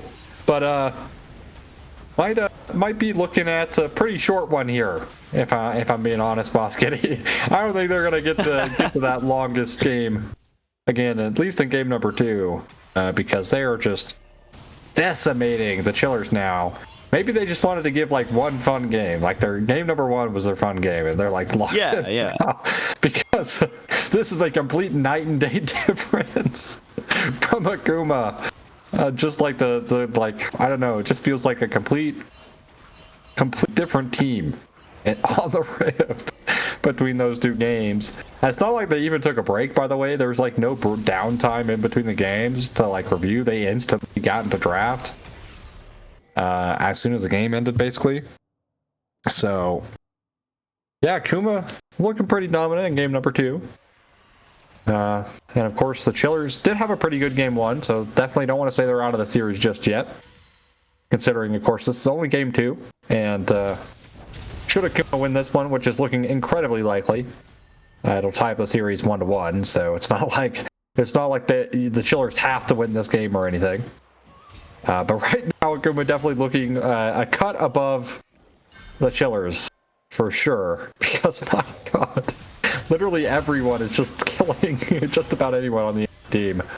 Yep. And here, not another victim quite yet, but definitely not fun to try and be a support in this game either. You know, you're the one who has to face check. You have to try and find the angles. You have to try and do something, and that is just a lot of pressure. I mean, when it's 18-6 in kills and you're down this much gold, it is just very, very difficult. But one thing I want to point out here too is we saw, Fortnite playing kind of the playmaker on Lysandra in game 1. This game, I think it looks a lot different because the people who are trying to make these plays are different. It's the Bard, it's Violet in this game, even Striker Jones trying to push forward and get pressure. Not that Fortnite was bad at it, but I think it is just a little bit of a different look for this team with who's trying to find these angles, and it seems to be working a lot better this time around. Yeah, I mean, also, right, like Striker Jones getting the lead in topside, much like Jin last game getting the lead and it kind of like setting the pace. Granted, for Akuma, every lane is winning for the most part. Of course, I think the lane for sure was Fortnite. I mean, oh my god, like this was my worry about like Blue K in this game as well, right? Like, yes, you're gonna get formed slower if you play Red Cane, but Blue Cane literally just gets one shot. So, I mean, there's just no chance whatsoever for the Chillers to come back into this game. Baron taken away, Akuma taking their resets, and it will be the Cloud Soul. Of course, you win some, you lose some. I continue to lose. That's all right. As a viewer, I'm winning. As a viewer, I'm winning because I get to watch the chaos of these drafts unfold on the Rift, and I mean, realistically, this is the expected thing. One team was always just going to have like decimate the other because that's just the nature of their comps. Like, one team was going to get the lead, and the other one is not going to have anything to do about it. But I think if you are the Chillers, and to give, I guess, some hope here, if you're a Chillers fan, is maybe Brand is the way back in because of the amount of damage he's able to do in team fights. Oh, there's the Stranglethorns coming out, but not enough damage to really threaten the kill. But it is Akuma pushing with the Baron, trying to get some pressure. Mostly mid and top here, but we see Fortnite pushing in the bot lane as well. So I'd say it's pretty good to Baron so far. Oh, I love this Baron usage. I talk about it so much, like seeing teams just not utilizing Baron right, and like look at all the standing gold they're getting, right? It's crazy what the amount of gold you can get for free. Oh, might be losing some. There's the Umbral Trespass as well. That's a lot of damage. Actually forces out the flash from Violet there. But I mean, yeah, look at the other side of the map. You're still just losing no matter what you do, really, if you're the Chillers. If you're defending tier 2, you're losing bot lane. If you're going mid lane to clear the wave, you're not defending your turrets on either side. You're not helping your team. And that's exactly the spot you want to put the team in when you do have Baron. The thing is, like, Violet was still hanging around there for so long as well. Literally one single W from Kayn kills there. Of course, with it being Shadow Assassin, it's the long W, no cast time there from Kayn, so he can free move. But does finally back and walks down mid lane as you might be looking at the end of the game here. Yeah, it depends on how Akuma are able to play this fight. Violet coming in, but you are chunked just a little bit. Really comes down to whether or not you can get kills in this fight. I mean, Another Dimension does have the red-white too. So maybe a little bit of copium here, but maybe that copium's just dead. I mean, 12 Years of Jung just goes down at the beginning here. Tempered Fate is actually flashed, so that playmaking tool is gone, but it looks like these turrets are just going to be the next victims here, as Akuma have been so dominant in this game. Maybe you try to go for some of the kills, but yeah, pretty explosive there. But open Nexus should just mean the end of game number 2 here, as Akuma, in a very flashy way, strike back and win game number 2. Yeah, Striker Jones has a nice one that game. Kind of top dominated series so far. Also, Jungle Ganks kind of getting those champions accelerated. Has been kind of instrumental, I think, for both teams so far in the series. However, unlike kind of seeing like Jin getting that lead in the Rumble game, Akuma actually just won every single lane. Whereas the Chillers, they actually had a losing bot lane. Like, their bot lane wasn't doing that great. Also, it was Fortnite getting a lead early on Lysandra comparatively to Nissan on the Hui, who wasn't really doing that great for a while. Does ultimately have basically the game-winning play to end the game there in game number 1 on the Hui, but this one, definitely Akuma dominant all the way through. Literally every single person. Do not look Cassante damage, it doesn't matter. Akuma Like, his lane was doomed from the start. He took the L for his team. And it was necessary because everyone else won, and that's exactly what needed to get the job done in very dominant fashion. And we'll be moving on to game number 3, where, again, anyone's game here. Both teams now. Man. Yeah. Man, oh man. I mean, this was a fun one. Like you said, it kind of was just whoever got ahead was pretty much just going to stomp it. And that definitely was Akuma this time around. But even looking at the damage share, you know, like Striker Jones did a lot, Violet did a lot. Obviously, Rachet did the most on the Senna there. But man, it was just a really fun game to watch. Like, fails on the Bard, them making the plays, getting that catch in the enemy jungle time after time. And yeah, just super fun. Good execution from Akuma. And I don't know really what happened between games 1 and 2, but this is more of what I was expecting for sure. Yeah. That's what I was expecting as well, but game number 1, of course, I think downside is they kind of played it a little bit too cute with their comp, in my opinion. And they played against something more standard. And speaking of more standard, I feel like the Chillers had, like, they unlocked something in game 1. Like, I felt like they should have kept looking for those looks. And instead, tossing it up and being like, yeah, we're just a better team. We're going to pick a complete chaos of a draft to try and beat Akuma. I mean, if it's not broke, don't fix it. Why fix it? Maybe back to the drawing board in terms of, you know, maybe we should play these team fight comps and like these really easy to execute front to back comps, you know, because it worked. It worked for a reason, right? Because it does actually mitigate the chaos from what has been 2 chaotic drafts from Akuma back to back, right? So trying to match their chaos when obviously you're kind of weaker at it and have performed really well in the front to back style, kind of like death balling or meat balling, whatever you want to call it. They get punished for it heavily here, but we'll see if they can turn it around for game number 3. Yeah, and I mean, one last thing for this game. Who do you think is the player of the game for Akuma? Who did the most on this very dominant win? Who did the most this game? I mean, we could give it to, like, Fails for the bar. The double tempered fate there, like, completely broke open the game. It was not even close. Yes, they had a lead initially, but I feel like that just completely sealed the deal. Like, that was... but we are going to get into the draft here, but MVP, hard one, because I feel like everyone did fine. You know what? I'm going to give a very, very odd MVP here. I'm going to give it to the Casante, you know? He got elbozoed, all right? He had to take the L so his team could win. So for that, you get a pity MVP. That's a team player right there. Yeah, I like it. Team player right there. Team player MVP. So that's my that's my take, all right? Because I do feel like it's so hard to give an MVP that game. Might as well give it to the Casante, who just got told by his team, "Yeah, you're gonna lose. You're gonna like it, and we're gonna win." So. Yeah, I mean, it worked. So props to Ford right there. Held it down, didn't die, even made some plays in the mid lane there. But as you mentioned, we're on to game number 3 draft here, and this is the first time we're seeing a side swap. So it is the Chillers moving over to blue side here, as the first 3 bans have come through for both teams. A little bit is different, but mainly the important ones, I think, stay the same here, as Rise picked up for our first pick. No Anivia available is what I was trying to say. I don't know why. I had looked at the bans, which made me say bans, but I meant to say no Anivia available to counter it. And hey, there's the Nico. No Nocturne. If this is Nico Nocturne, good luck. Playing against this as a pro team is difficult. Yeah. Playing against this as not a pro team is far harder. So if this is Nico Nocturne locked in here, Akuma it's going to be Nico Yunara, actually, which is very odd, but today has been nothing short of odd drafts, which has been okay, because it seems like Akuma just thrives in chaos, and that's fine. But if the Chillers are able to find a good front-to-back team fighting comp, we're going to be good. There's the Lulu taken away, just in case.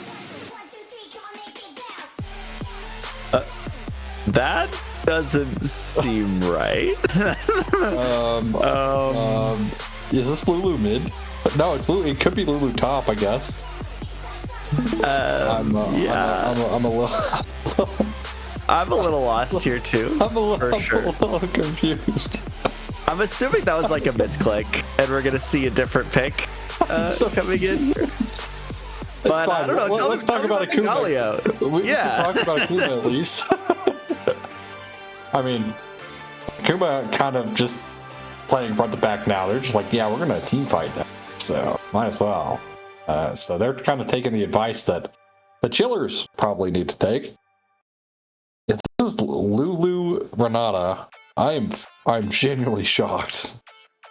No way, genuinely shocked. I mean, you have Callista Renata playing like Lulu top, I guess. You could put the Rise top instead, play Lulu mid. There are some possibilities. Also, the Nasus band, of course. People are starting to become scared of this Nasus champ because of what Griffin did on it. So, like, everyone's like, man, this Nasus jungle champ is actually insane. Yeah, as it turns out, you can get 700 stacks in like 20 minutes. So, kind of just bonk whoever you want. And, well, there is Thanar coming through for Akuma. So the team fight prowess of their comp continues, leaving open their jungle pick for R5. Yeah, I mean, I think that's just going to get you so much value. Like, as long as Violet's comfortable, I think that is a great way to play the early game and even the mid game as you get into those team fights. But I think one thing that I really like here is we saw the Lissandra be very successful at making picks even when they were behind in game one. And now you have another playmaker. You have the Galio for Fortnite there in the mid lane. So able to hopefully get something done. On the other side of that, we got Fails on the Nico. So also another playmaker from game number 2. So I think you have the right tools on the right people if you're Akuma. Yeah, also want to point out that nothing has been said about this Lulu Renata, so I could not tell you. I mean, I know Renata's going bot lane, okay? Like, I know that's for sure happening. As to where anyone else is going, I could not tell you. I could take, like, surely Shyvana's jungle, but are you playing Renata like Swain? What is the value of bailout this game? Like, you have no one to give attack speed to. And it will be the Nefiri. The Chillers just continuing to ramp up their chaos in the drafts. As I don't know. I genuinely I do not know. But with the Nefiri, nice pick potential here into the Chillers. Also a Serpent's Fang builder, as it turns out, so you can get through the shields. Shyvana having a shield on her W after a rework. So nice value coming out from the Nefiri in terms of building Serpent's Fang this game, although yeah, the Chillers, this is a draft of all time. If these are truly the champions that were drafted in this draft, a draft of all time. Not sure if it's the best of all time, but it's certainly a draft of all time. It's there. We don't know where, but it's there. And I mean, like, I don't know. Is this just like a fearless gambit? You know, get rid of more enchanters. Lulu's gone now too. I don't know. Maybe it's a pocket pick for one of the solo laners, but like, yeah, I mean, I guess it is just like Wayne bot, huh? I really don't understand. Okay, so this graphic, by the way, is not confirmed, like where people are going. That's just a guess, and in fact, that is a very true and real comp. And not only is this a very true and real comp, do you know what Akuma has in the mid lane that they saw and still decided to quadruple down on mages? Galio, the anti-mage. Yep. I am so miffed. I'm so miffed by this draft. I have no idea. Genuinely no clue.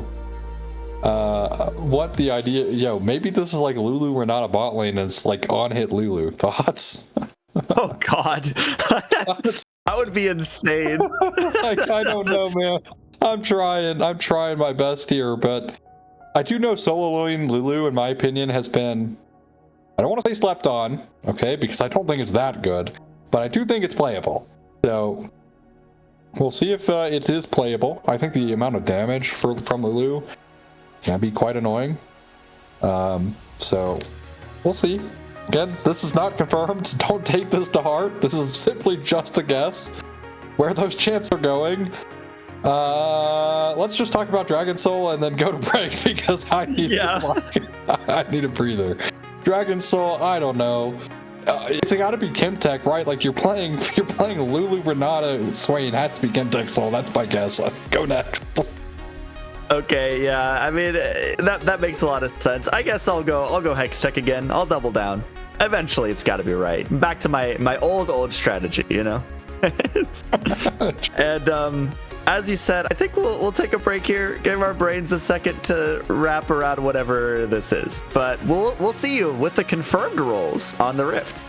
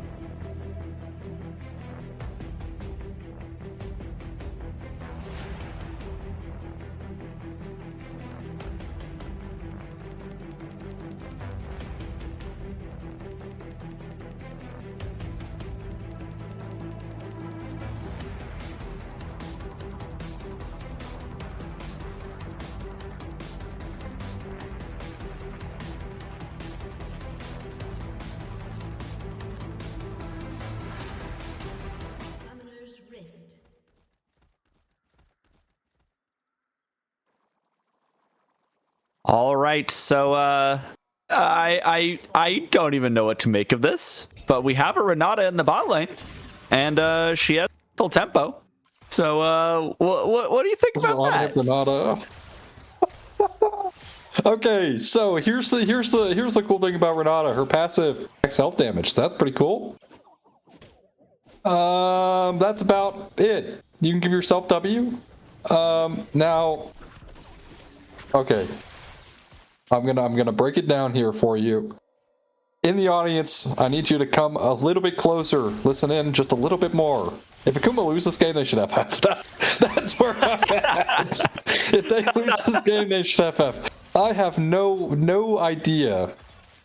But if this Renata AD carry perform, not only will I just fully believe in the Chillers from this point on to the end of time, I will be their biggest supporter. Oh, Violet though, going for an early invade, actually gets the flash out of the Shyvana, but now it's a 1v1, and this is pretty close. Although the camera pans away, I didn't actually see who got the camp, but it actually looks like it was Violet, because now 8 CS to 4, so nice invade there. Violet already shenanigans.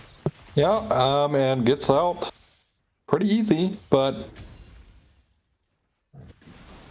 if the Chillers win this game, they have my utmost respect, and I will never, ever, ever doubt them again.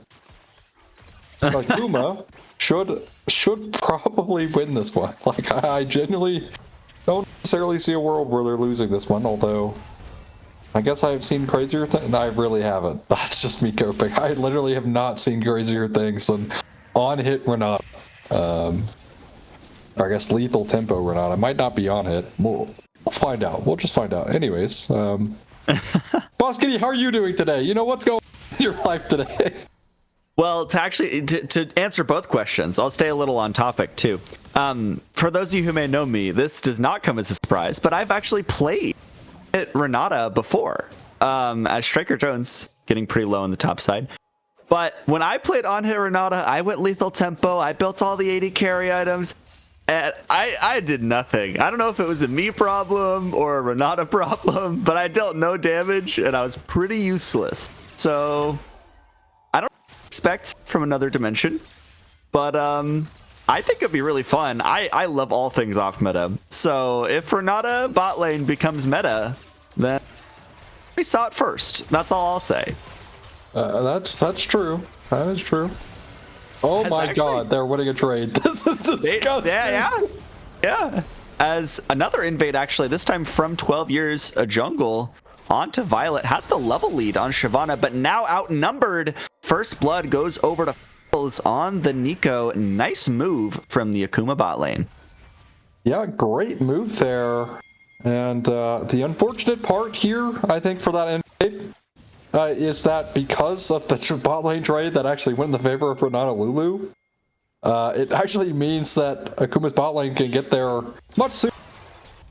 So, nice little assist coming in from the team to help out on that invade. Although Bo5 did go the way 12 years of Jung, so defense off the CS. Violet now looking for game. Oh, almost connects with the Tangle Barbs there, but fails. Unable.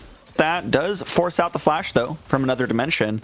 And you know, even if you are Renata AD carry, flash is still pretty important. Yes. Yeah. So another thing about like the Renata thing, like when I play Aegis Mayhem and I get like Renata or something, I just play like Sword of the Blossoming Dawn, and then like attack speed Renata, because then you can just heal. And also, here's some more tech for you ARAM Mayhem enjoyers. Sword of the Blossoming Dawn and Static Shiv work together, so you can actually heal someone like 300 HP from a Shiv Brock. So there's some. There's some good knowledge there.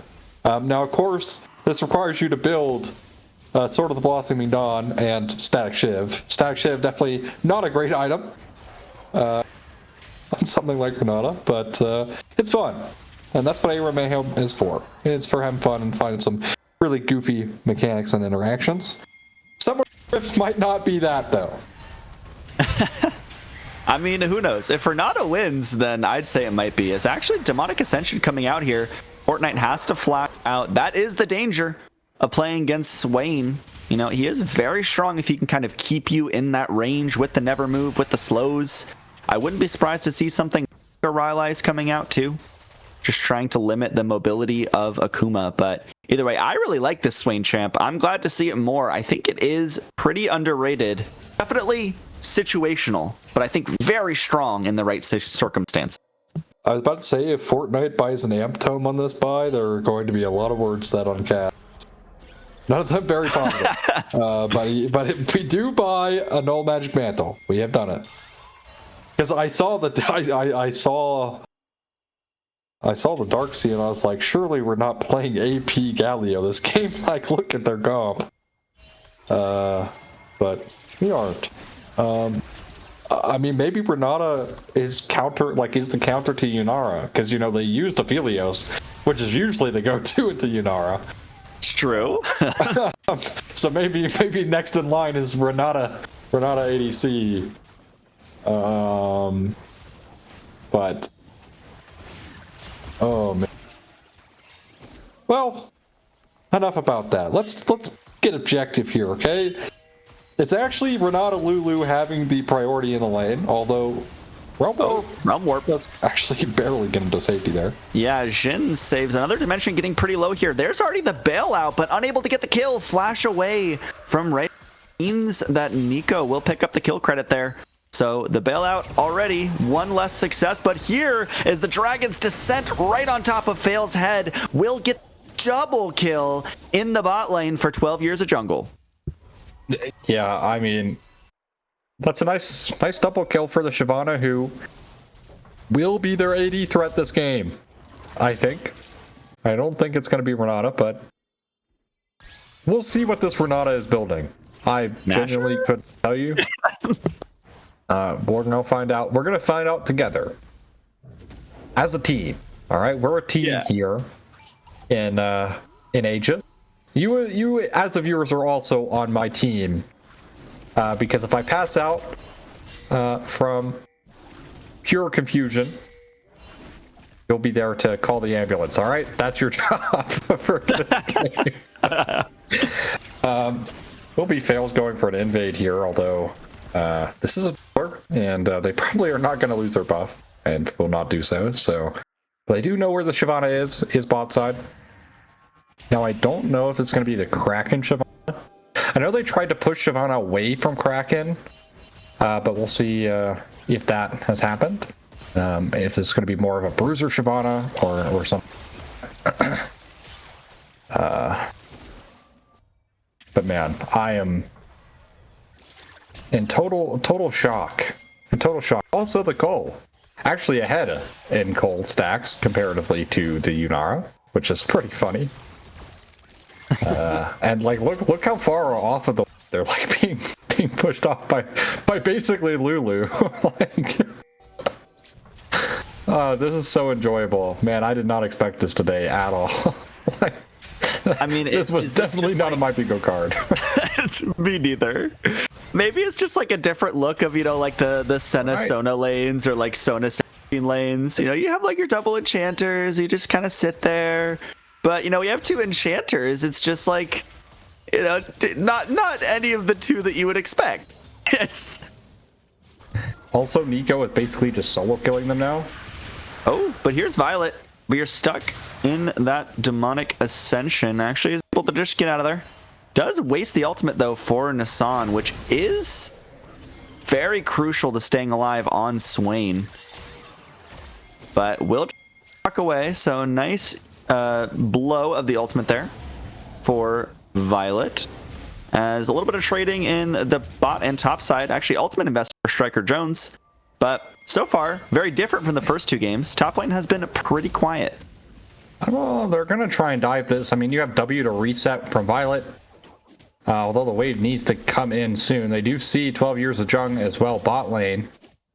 And they actually taking a recall right now. So Jen, I think, unfortunately, is going to... Oh, yep.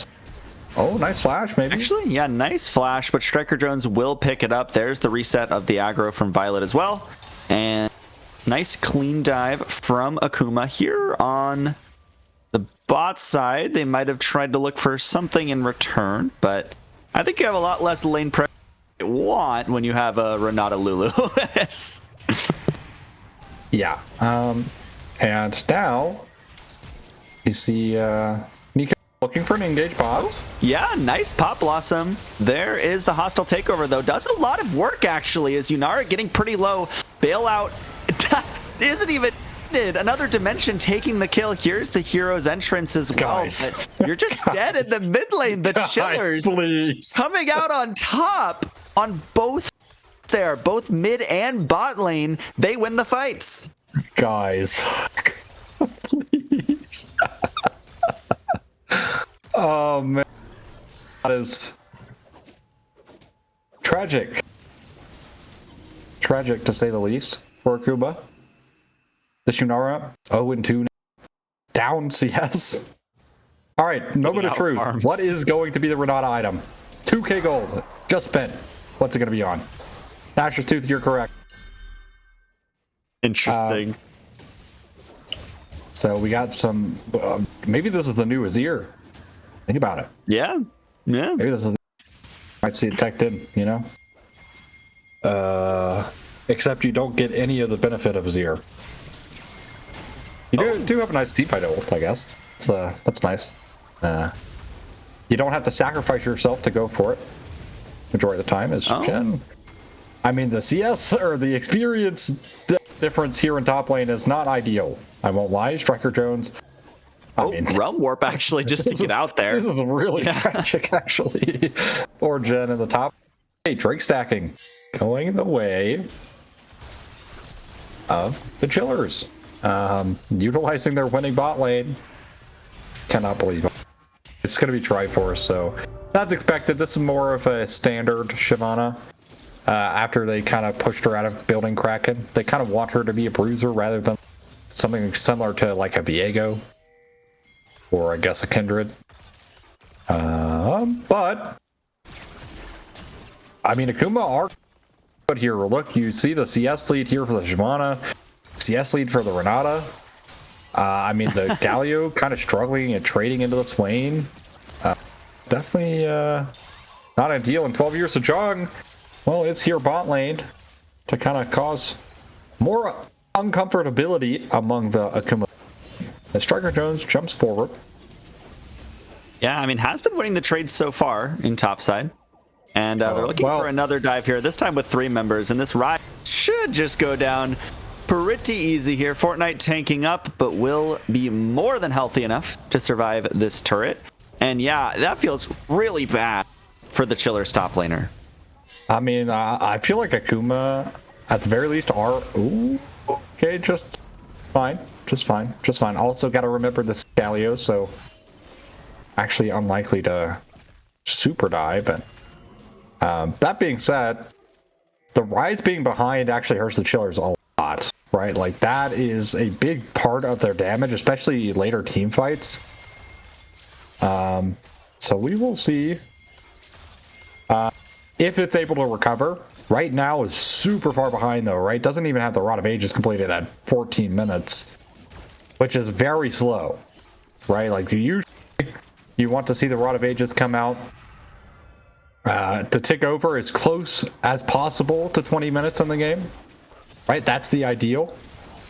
This game, not even looking at 24, or might not even have it by 25, right? Which is definitely not the most ideal. But if it, you do have a whole lot of time to be bought with Striker Jones. Yeah, Wild Growth is invested by Baguette there, but tanking up the tower, and actually it's another dimension. Deals so much damage. You know, you get double attack speed boost, which it clearly is pretty strong. She did a lot of shred there. And, you know, maybe that's what I was doing wrong. I went full AD carry items. Maybe I just needed a Nashor's. Maybe that's the strat. As Violet, very nice use of the invulnerability there to dodge the Dragon's Descent. As first tower will go down over to Akuma, though. They win the race. Yeah, they win the race. Barely, but they do win the race, and Again, I talk about this all the time. It doesn't really matter how you get to the victory line as long as you get there. So, doesn't matter how close. Is 12 Years of Jung actually... Ooh, yeah, Pop Blossom coming out here too. A lot of CC flash forward from the Yunar, though could just spell disaster as Jin and Nissan are there to pick up the kill, and they don't even actually get the Shyvana. So just tragedy there for Akuma. And the AD carry goes down. Well, 12 Years of Jung, doing okay against the Gromp. Pretty low HP, but of course this is jungle in 2026. If you die to your camp, you're basically literally one shot anyways, so should be okay. But another dimension doing that much damage, by the way, is also now with the Omnivamp boots. Like, I don't know if I can take this seriously. Like, I've been so checked out of this game in terms of seriousness at draft. But it's performing, so who cares? Who genuinely cares? The Chillers having a winning bot side, but again, the biggest glaring issue for Chillers has been Ryze, right? Like, Ryze is actually kind of a big part of their comp, and, well, unfortunately, my god, okay, that shield is still illegal. It's 16 minutes in, and that's like 600 health shield. But how do you kill this Renata, genuinely? We need Serpent's Fang like yesterday. Oh, man. Oh, Rachet there's Dragon's Descent as... Oh, yeah. Rachet nearly dies there. As we have a little bit of a scrap here in the mid lane. Still waiting on some backup for Akuma, but they're just trying to maintain... Oh, Violet! It's caught. Yeah, Violet going down. There's the Gnar into the wall. But you can't really follow up on it as... It's actually Akuma running out of damage so far. The health bars aren't even getting low for the Chillers. Yeah, I mean, it's because Rachet was forced off, right? Like, forced into a recall there, and Violet utilizing the W super early allows for that play, and Jen actually finds a really positive play, but... Oh, nice. Well, returns a kill back. But it is Drake number 3 in Soul Point. Ocean Soul. As Rachet needs to run away. Striker Jones also in a bit of danger here. Ooh. Yeah, Demonic Ascension coming out. Heroes Entrance moves Fortnite to the other side of the fight. Another dimension is pretty low. Could be a big taunt. Wild Growth into Pop Blossom. Catches 3, but fails. Will go down on the other side. Do they have damage? Hostile Takeover is good. Violet's here, though. Violet could get some kills, but you're just CC'd up. The dog goes down. It's a double kill for our Renata AD carry. What is going on? As 12 Years of Jung wants to keep the fight going, will get dangerously low, but heals off it and gets another kill. What is going on, This comp is absolutely cooking. Absolutely cooking. Let's recall to the Kobe line. I never doubted. Yeah, I never doubted this comp either. Somehow this Galio is just getting 0, like, is actually struggling to stay alive, which is incredibly shocking. Fortnite not really having the best performance on the Galio. Also, crucially, no Serpent's Fang built, by the way. Just pointing that out there. Also, kind of shocked this isn't Cyclosword Nefiri, because Cyclosword Nefiri is incredibly strong. In fact, Nefiri ended up catching a nerf, or the item got nerfed. I'm pretty sure it was Nefiri catching a nerf because of that item. So shocked to not see that come out, and instead opting for this double lethality option, but like the double lethality is not enough damage to actually kill anyone, really, without a whole lot of effort. Okay, yep, we lose that trade. That's Storm Surge, by the way, second item. For the Renata. Yeah. Oh, but a Jin on the top side getting caught once again, but trying to walk out here. Just too much damage. Violet will pick up the kill there. And yeah, I mean, we talked about how good it's looking for the Chillers, but this weak point has very much been the top lane. Here's the Dragon's Descent over the top. Violet ready to commit to the fight, is able to actually dash and flash out. trying to get away here and will be able to do so with the help of the blast cone. So get one kill and get away scot-free. That's pretty good for Akuma. Yeah. Also some pressure on that tower. You get the teleport from Nissan as well. As Violet. Do we win this? I mean, I guess. I guess we do eventually win it. Although bailout utilized. But Striker Jones being the biggest winner. Getting a tower play, or tower, sorry, excuse me. To himself. More gold. This Gnar who is absolutely smashing his matchup. But the same cannot be said for the rest of his team. Especially the bot lane by far struggling. And we got a needlessly large rod in the inventory here for another dimension, which don't know what that's going to go into. We'll see if that's Rabadons or who knows. As Baron started up. And this could be the turning point of the game as 12 years of is CC'd up, taking some damage here. Violet goes over the wall, but has to dash back over. Jhin on the other side. But I mean, the Neferi's already pretty low. I don't think you can really continue this contest. But at least they got them off the Baron. That's a win there. Yeah, get them off the Baron. That's nice, but you're not really gaining anything either. Also, here's another benefit of Renata, because even Renata support has this benefit. Hitting objectives, so Drake or Baron, your passive just constantly procs. So, you just do an absurd amount of objective damage only. So, that's a benefit, I guess. That's a nice little benefit, but again, more of a Renata benefit as in general. As it will be Rabadon's third item. I can't believe that. Oh, wow. We were almost 10 CS per minute on Renata 80 carry building Rabadon's third item with a Storm Surge in our inventory and Nashor's Tooth with lethal dip. I never thought I'd see this day. I feel honored. To be honest. It's like a...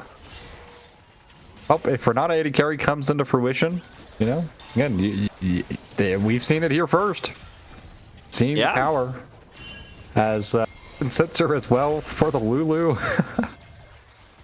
Although Violet is like, I feel like Violet is actually just taking so much free damage here. And now they're going to give up Soul for a Baron pull.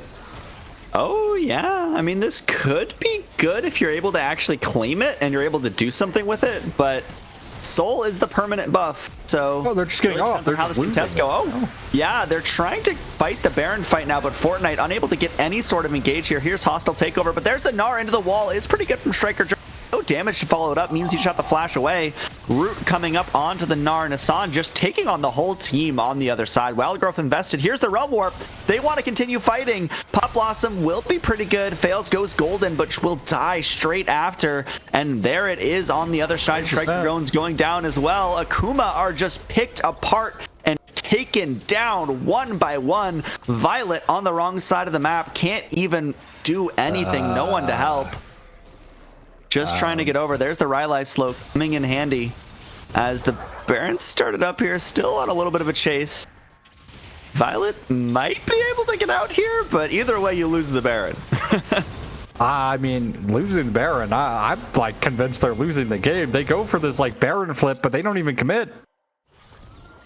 That's what's crazy. Couldn't commit. As now Violet is just dead to Jhin. I like this is a one item rise, by the way. 24 minutes in. Now finally picks up the second item, so that's cool. Actually was sitting on quite a bit of gold there, so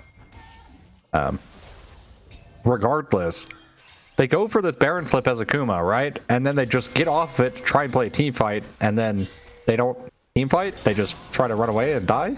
Question mark?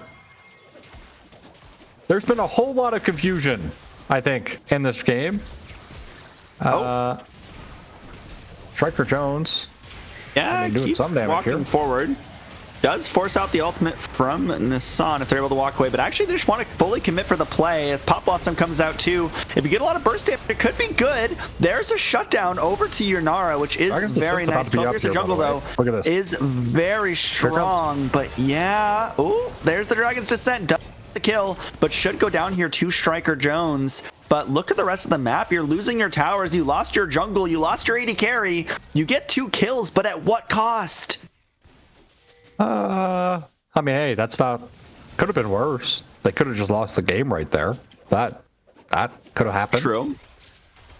But we're still kind of looking at them losing this game. So, actually, good taunt here. Yeah, another dimension just goes down. Perma CC'd under the tower. Now Baguette is a lone Lulu, and you're not the one building damage items. So not much to do here. Here's the taunt coming out. Should just spell the end of the fairy in the support. There it is. As Striker Jones actually putting some damage in the mid lane. This game has turned to full chaos as Striker Jones still should just walk away here. But I don't know. Break down those last couple minutes for me. Okay, so they find a nice pick in the topside jungle, right? And it should have been tier 2. Tier 2s across the board, and they take their reset for the side of the chillers, right?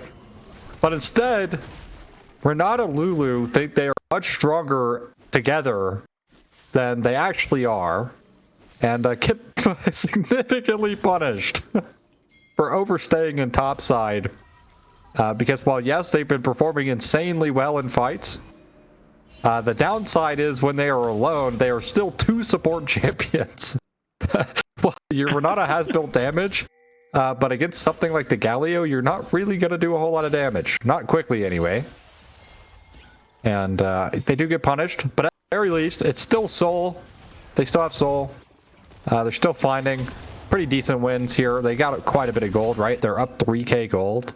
But that Yunari picking up the shutdown, that might be just the gold injection needed on the right person here for Akuma to start turning things around. As we have Elder in 1:55, which we are going to. Oh, here's the hero's entrance as well, coming to support this play, but the Demonic Ascension is going to make sure this Swain stays alive for a lot longer than you would wish. As teleport coming in from Jhin, and it will be Fortnite now who's actually stuck. That Rylai's putting in so much work. You're tanky, but eventually you will just go down, as the rest of Akuma can't really help. Fortnite, just slow burn here, will go down over to Nassan. But on the other side, it's another one caught. Reze going down in the top side. As yeah, it's just Akuma once again going down, getting punished all over the map. I mean, Reze, I mean, that is just a blunder. Because Violet had already just left Fortnite to die, so I don't know how Reze is even getting found on the top river like that to even die when Violet had to not only walk away from top to get out and then walk through river to get to mid.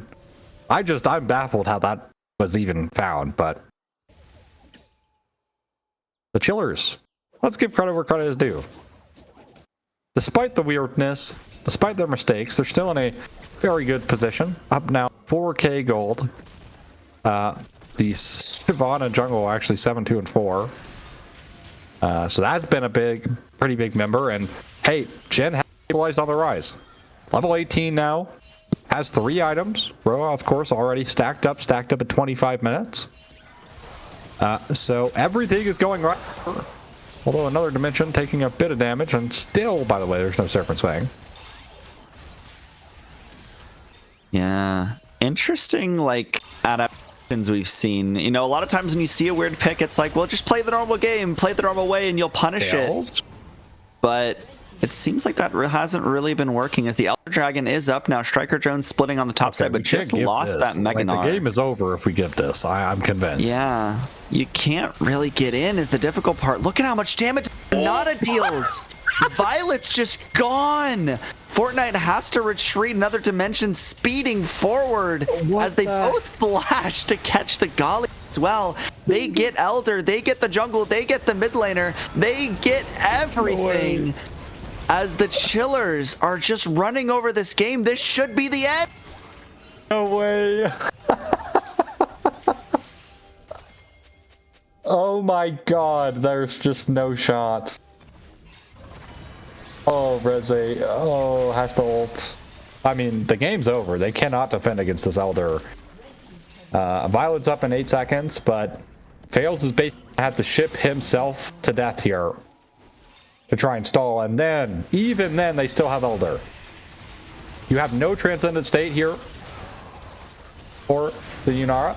And, I mean, look at this damage for the Yunara as well. There goes. Hot Blossom onto 4 is pretty good, but Wild Growth is better. There's just the Annihilation. Elder Dragon after Elder Dragon will do it. Hero's Entrance stalls a little longer, but Fortnite even is not tanky enough to survive the whole team. Do have to clear one more wave. A little bit of a stall here. Striker Drone's back as well. But this should just spell the end of the game for Akuma. And oh my god, I can't believe we just watched a Renata 80 carry win. Oh man, I feel like the mental is shattered. Like the mental has to be completely destroyed. Yeah. So talk about some itemization things here. So Violet is playing the Snafiri, and I think Cyclosword is a bit better than the Hubris. I think the idea behind the Hubris was like, Violet's going to snowball off the bot lane. Well, that literally never happened. Violet did not visit bot lane a single time. So I don't know why we're building Hubris this game, because it's not like we got a whole lot of value from it. In fact, least damage in the entire game besides Lulu. Wow. So also no Serpent's Fang. I felt like Serpent's Fang was incredibly needed, right? I'm shocked. I don't know what to say. I'm just shocked. Like, what am I? Like, I feel like itemization there, like, just wasn't there for Akuma. I felt like the Fury got basically no value this entire game, and well, here we are. It's disaster for Akuma in game number 3. As Akuma fighting to stay alive as we move into game number 4. I can't believe I'm even. What a game. Yeah. I mean, as a reminder, the Chillers hadn't taken a single game off of Akuma before now. And now they've taken 2 out of 3 in this best of 5. One more game, and they're moving on to finals, and they eliminate Akuma. Like, that's the stakes we're looking at here. And Akuma, I think, was the favorite by far, by a lot coming into today. So, I mean, I guess you throw a curveball that's curvy enough, and you get Renata bot lane, and you win somehow. But, who's your MVP in that one? I mean, it's got to be Renata, no? Like, that is insane. Yeah. Yep. That is insane. I mean, yeah. I don't know if there's much else to say there. Renata definitely ran the game. I mean, of course, like, Nissan, I think, did really well. 12 Years of Jungle did really well. But, I mean, Renata, definitely the highlight there. You know, definitely the highlight. That was so fun to watch. Like, even if that's completely wrong, I just have to do it just for the fact that it happened.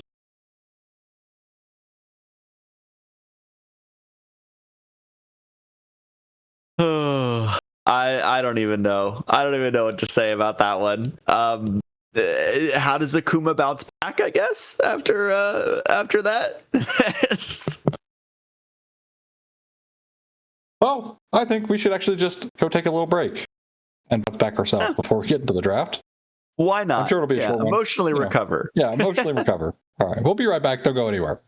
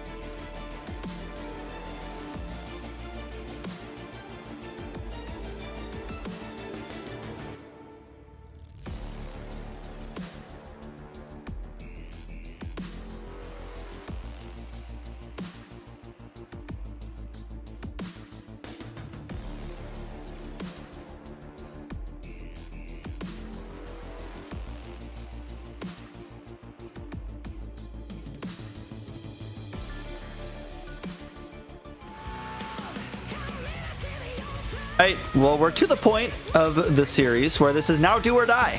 If Chillers win this game, they win the semifinals, they move on to the finals and eliminate Akuma, who again, previously undefeated in series score before now. So this would be a pretty major upset. And off the back of a Renata bot lane would make it very entertaining. I talked about wanting the games to be fun to watch and not have those like we go to game 5 and the games are just boring. Well, definitely hasn't been boring today. My wishes have been answered, but all right, we got an insane cook in game number 3, so surely we get an even like crazier one here from the Chillers.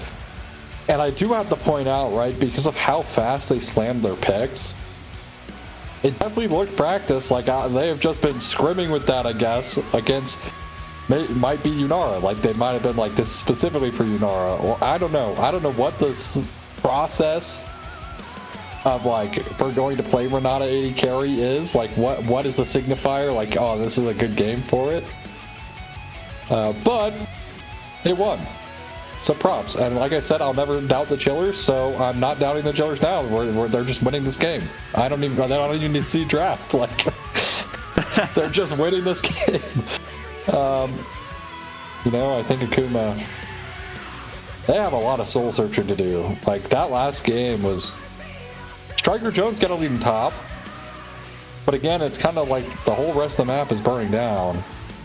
And why is it that way? Like why is the Yunara getting this far behind? Like why is it multiple times in that game Rachet is like kind of putting himself in really bad positions? Violet also with a really bad build path, and will be the Ahri first for the Chillers.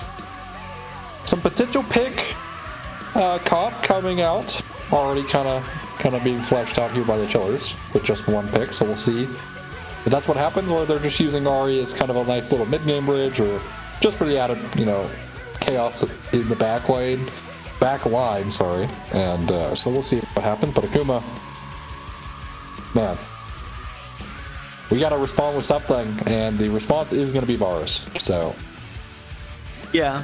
I mean, I always like Varus. I think that even when he's not being prioritized, I think there's definitely a use case. You know, Chains of Corruption is such a valuable pick tool. Talking about the pick power of Ahri, I think Varus has also some great pick power, but in that AD carry role. So maybe you respond mid here. I think maybe even you could flip the script, pick an early jungle. I would say give Striker Jones counter pick here. And actually, it will be that. It will be the Vi trying to separate that classic pairing. This is something that Violet did play in the last series as well. Last time that these two teams faced off against each other. But I think if you're Akuma, you do just have to get favorable lane matchups. That's what we've seen work best so far. And I want to see Striker Jones do well, because it has been a pretty good top lane series. Hear me out, okay? How do you get preferable lane matchups when you don't even know where people are laning? Like last game, how do you even like oh yes, I know where everyone's going this game. But we do know Sivir is for sure going AD carry. There's literally nowhere else she is going to be played this game. Man, I can't believe I ended up thinking about like Renata. I thought Renata on hit, but I was kind of wrong. It was an AP Renata. Yeah. But I still went into the bot lane, so at least I got something right in that draft. Actually, no, I thought Renata was going to be... It doesn't matter. It literally doesn't matter. Regardless, it's going to be Zehen locked in for the Chillers. As nice little flexibility. Of course, can still jungle, although definitely not as good as it once was, but you do have that flexibility. And now, because of a top laner not locked in, because they are worried that the Zehen is being flexed, does open up a lot of drafting potential here for the Chillers. And Akuma kind of needs to wait to see where the Zehen is going. I do think, and agree with you, I think Striker Jones should just drop the R5 here. We saw how well he could do in game number 2. You know, the Vladimir going ballistic in that game. Paying off for Akuma. Of course, granted, Akuma just won across the board. Literally didn't matter. So we'll see if that starts to tap in a little bit here. But Akuma running away the middle, you know. Obviously don't want to have to deal with Breath of Life against Chains of Corruption. That can be very annoying sometimes. We'll see if this is the on-hit Varus. They've been seeing a lot of on-hit Varus start to rise over poke Varus because they're building Shiv first item also, I just want to point it out, whoever invented Shiv's build path, shame on you. That is like the worst build path I've ever had to build in my entire life. It feels so bad to buy. Like, but like you get the item and it's so good, right? But the build path just sucks. Regardless, also going to be the Morgana ban away, so worried about the Black Shield potential. Into the Vi, of course, that is actually one of the Vi counters. Bait in Vi, oh, we're going to play Morgana here, don't worry. We'll just Black Shield the person who's getting ulted. And unlike a spell shield, you can't smite off Black Shield, so that's looking away. And I think the Rakan here giving them some much needed engage out of the support role, which honestly might have been missing last game. So, you know. Yeah, I mean, I like the Rakan a lot. If you have to give Striker Jones counterpick like we're talking about, it does mean you have to blind support, unfortunately. But Rakan is one of those that's always going to be useful. You know, you can dive with Vi, you can peel the Varus, you can do a lot, you can sow a lot of chaos in those fights.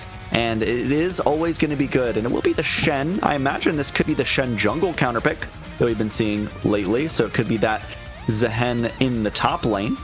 But, you know, the idea with this one is when Vi ults somebody, you ult them. And then that pick is no longer available, or at least a lot harder to get because you have that big shield on you. Yeah, and you know what's crazy? You can do it from anywhere on the map. So you could literally be at the enemy fountain and do it if you want. It doesn't matter. So that's the nice thing. You could literally just be farming the whole time. Because unless Vi is ganking pre-6, which, by the way, is incredibly rare nowadays, ganking pre-6 for majority of junglers is just really not all that efficient. Because camp cycling is just so droned out, I guess. Like, it's such a big drone thing. Like, I got an autopilot, but... Varus top. Oh, Varus top. And there's the Cybercon. And also, this is actually kind of nice here for Akuma because that does prevent some of the engage potential here. You know, you get the ultimate here from Zaya, so that'll be nice. Featherstorm, of course, such a great tool at peeling herself. In fact, probably the best peel AD carry in the game because she can just simply maybe besides Renata, you know. Yeah, Renata, obviously, by far the best AD carry we've ever seen in our entire lives. I'm hoping here for the Chillers that this is going to be Shen top now. Because Shen top at least has some counterplay into the Varus, right? You have the W. Whereas Zehen has not only an incredibly weak early game, but like closing the distance is actually kind of a struggle for him. And Varus can kind of just play around that range. Now, if he gets hit by a straight W, that can be an issue. But I feel like with Shen, you at least have a bit more of a time surviving. But this puts a lot of pressure on Striker Jones to perform once again on a carry top laner, much like the Vladimir game, and that was no issue at all, thanks to a nice gank from Violet. So we'll see if that happens again this game. Yeah, I mean, we got Vi on Violet. What could go wrong? I think that we could see a lot of interesting things here. And one thing I actually like about this flex in the Varus top lane as well is it kind of shifts what the Vi and the Annie want to do. You know, fundamentally, Vi goes in. That's kind of what she does. But if you end up drafting a style more like what Akuma do, Vi can kind of use the ultimate to peel. So to take Ahri out of the fight, point and click. You know, protect your AD carry, protect the Varus as well. Identity can kind of shift if you're able to play it right. And I definitely like that more than trying to engage into a Sivir or Shen kind of comp like that. So I think good pivot there, and I think it might do a lot of work this game. Yeah, we'll see. Of course, and we'll see what happened. But Akuma, they have a lot of sins to pay for last game. So let's hope at the very least they have that fixed out or figured out. And well, I guess we'll move on to the golden question of today. What are we thinking about Drake? I'll let you go first. What are we feeling? Well, I almost said Cloud last game, and then it was Cloud. So I don't think it's going to be a Cloud again. But this time, I kind of feel like it's randomly going to be a Chemtech Soul. That's just what my gut says. No particular reason. But let's go Chemtech. Okay. I'm going to go with... I'm just going to go with Hextech. I don't know. There's literally whatever. I can't be asked. I don't know. Doesn't really matter. Fair enough. You know, I don't know. Might as well. Might as well just go with Hextech. I'll like double down, even though I kind of skipped over it. I will double down on it again, and we'll see how things go as Akuma again backs against the wall after losing to a Renata 80 carry, which is for sure going to be the highlight of my AVL casting career. And our short, very 3 series casting the AVL because we're just following the playoff run. But you know, by far the highlight. But we'll see if Akuma can turn it around. Don't go anywhere. We're going to take a quick break as we load into the game. As well, I'm sure these teams are going to make it a cinematic one. Don't go anywhere. マーケットは迅速な発送ですぐにお届けします。あ、ボクセット？大丈夫？でも直接来てくれたの？これって漫画みたいだったね。しかも今衣装着てるし、花でもあれば完璧なのに。完璧だよ。壊れ物だから自分で届けたかったんだ。あなたって完璧。ありがとう、全マーケット。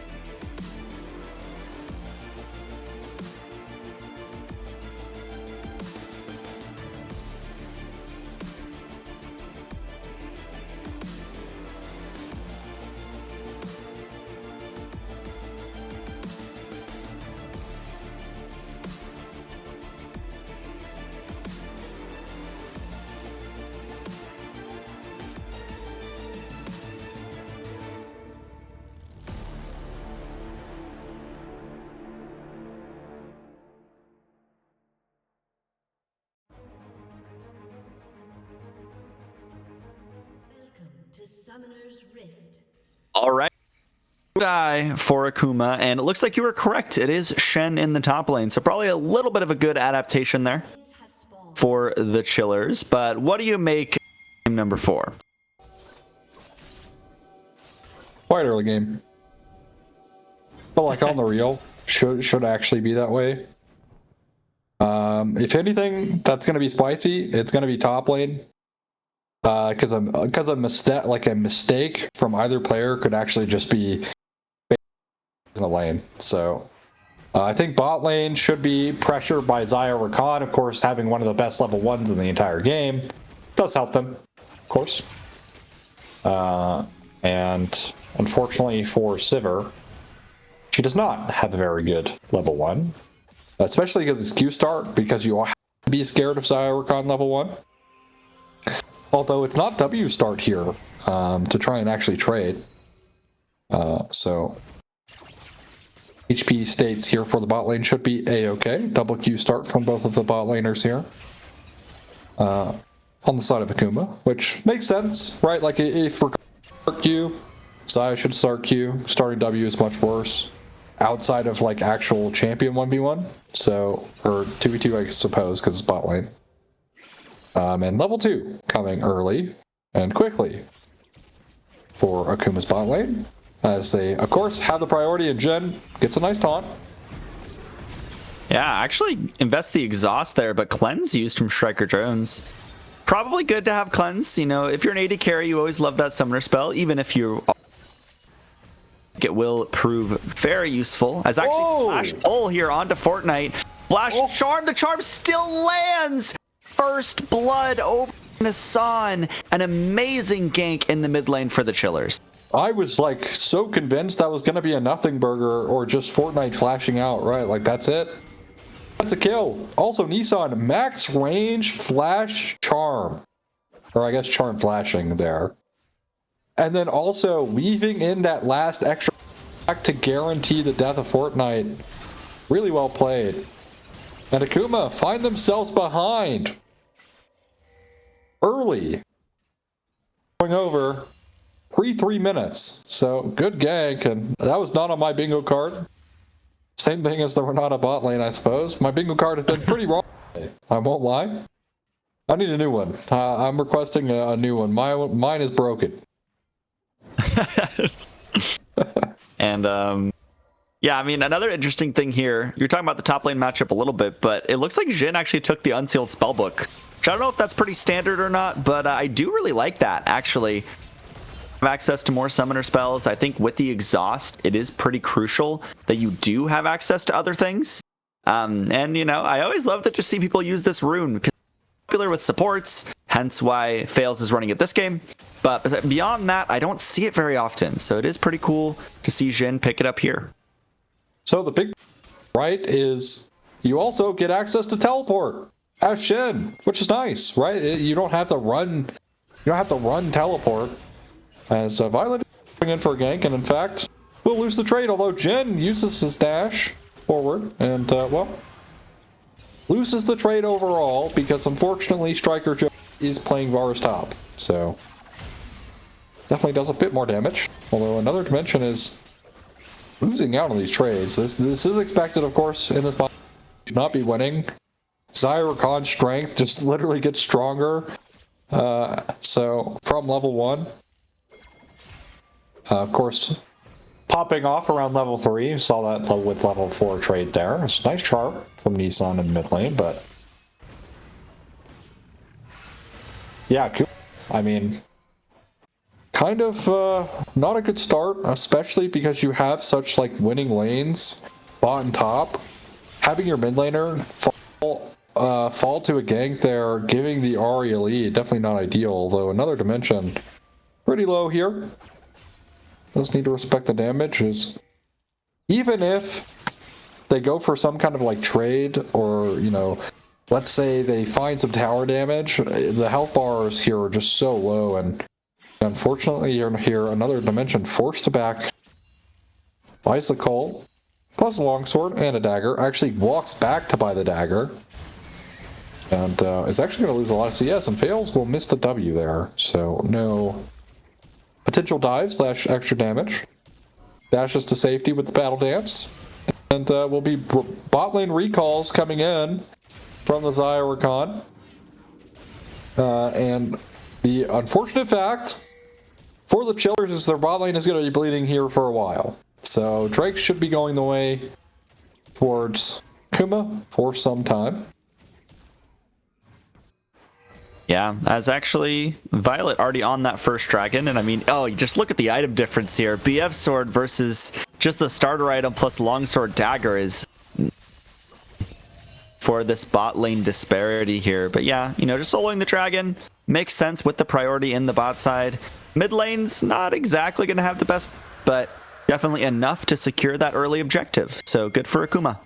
Yeah, also, okay, the thing about a champion that works, so it's Sivir. She can just safely clear the wave and just keep bouncing waves. She's very happy to do that, in fact.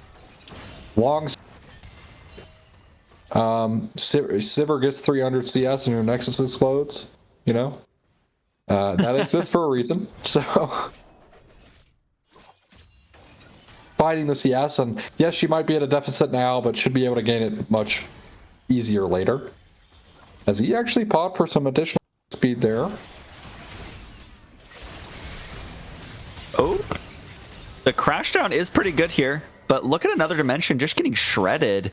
Especially Ignite from Fails, Unsealed Spellbook coming in handy, but here's another flash pull from 12 Years of Jungle.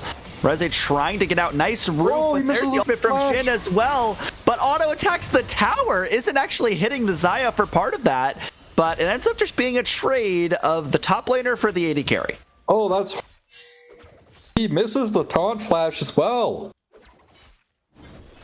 Oh no, and he's losing, like, look at the CS deficit in top. Oh man, this is not great for the Chillers. Yes, they kill the Xayah, that's great and all, but it's the Shen who gets the kill as well. Definitely not the best play from the Chillers so far in this series. Definitely not their worst play either, but definitely not their best. For one, and the strength of that Xayah, yeah, don't worry about that. The 0.1 in your recall not getting canceled to fruition there for Baguette. But Void Grub spawning up. Also, top side invade from Violet. Nice charm and backstep actually. Nissan on the Ahri is actually playing incredibly well. It looks like we're moving up towards these grubs once again. Actually a pretty active objective here, but Striker Jones is the target now. Here's the exhaust. Cleanse is available, so still waiting for the taunt there. Chains of Corruption comes out, and here's Violet to help out. This could be really good for Akuma if they're able to keep fighting. You look on the backside, Fortnite will pick up the first kill, but here's Nissan as well. Will take down Violet. Getting dangerously low. Striker Jones picks out a nice arrow, and here is Fails with the quickness. That's a double kill for Striker Jones. Well, this is looking like Striker Jones carry angle. I mean, it's starting to be that way. Shin has gotten a single CS since the last time I spoke about it. Oh. Which, yeah. Gonna lose majority of this wave. 1.5k. Yeah. Guys, top lane is cooked, unfortunately. Not really much to say. Top lane is cooked, but at the very least you have like things like Sivir. You got the Ahri who has a lead now, so that's pretty cool. Can they transfer it though is going to be the question. Triforce here for Violet.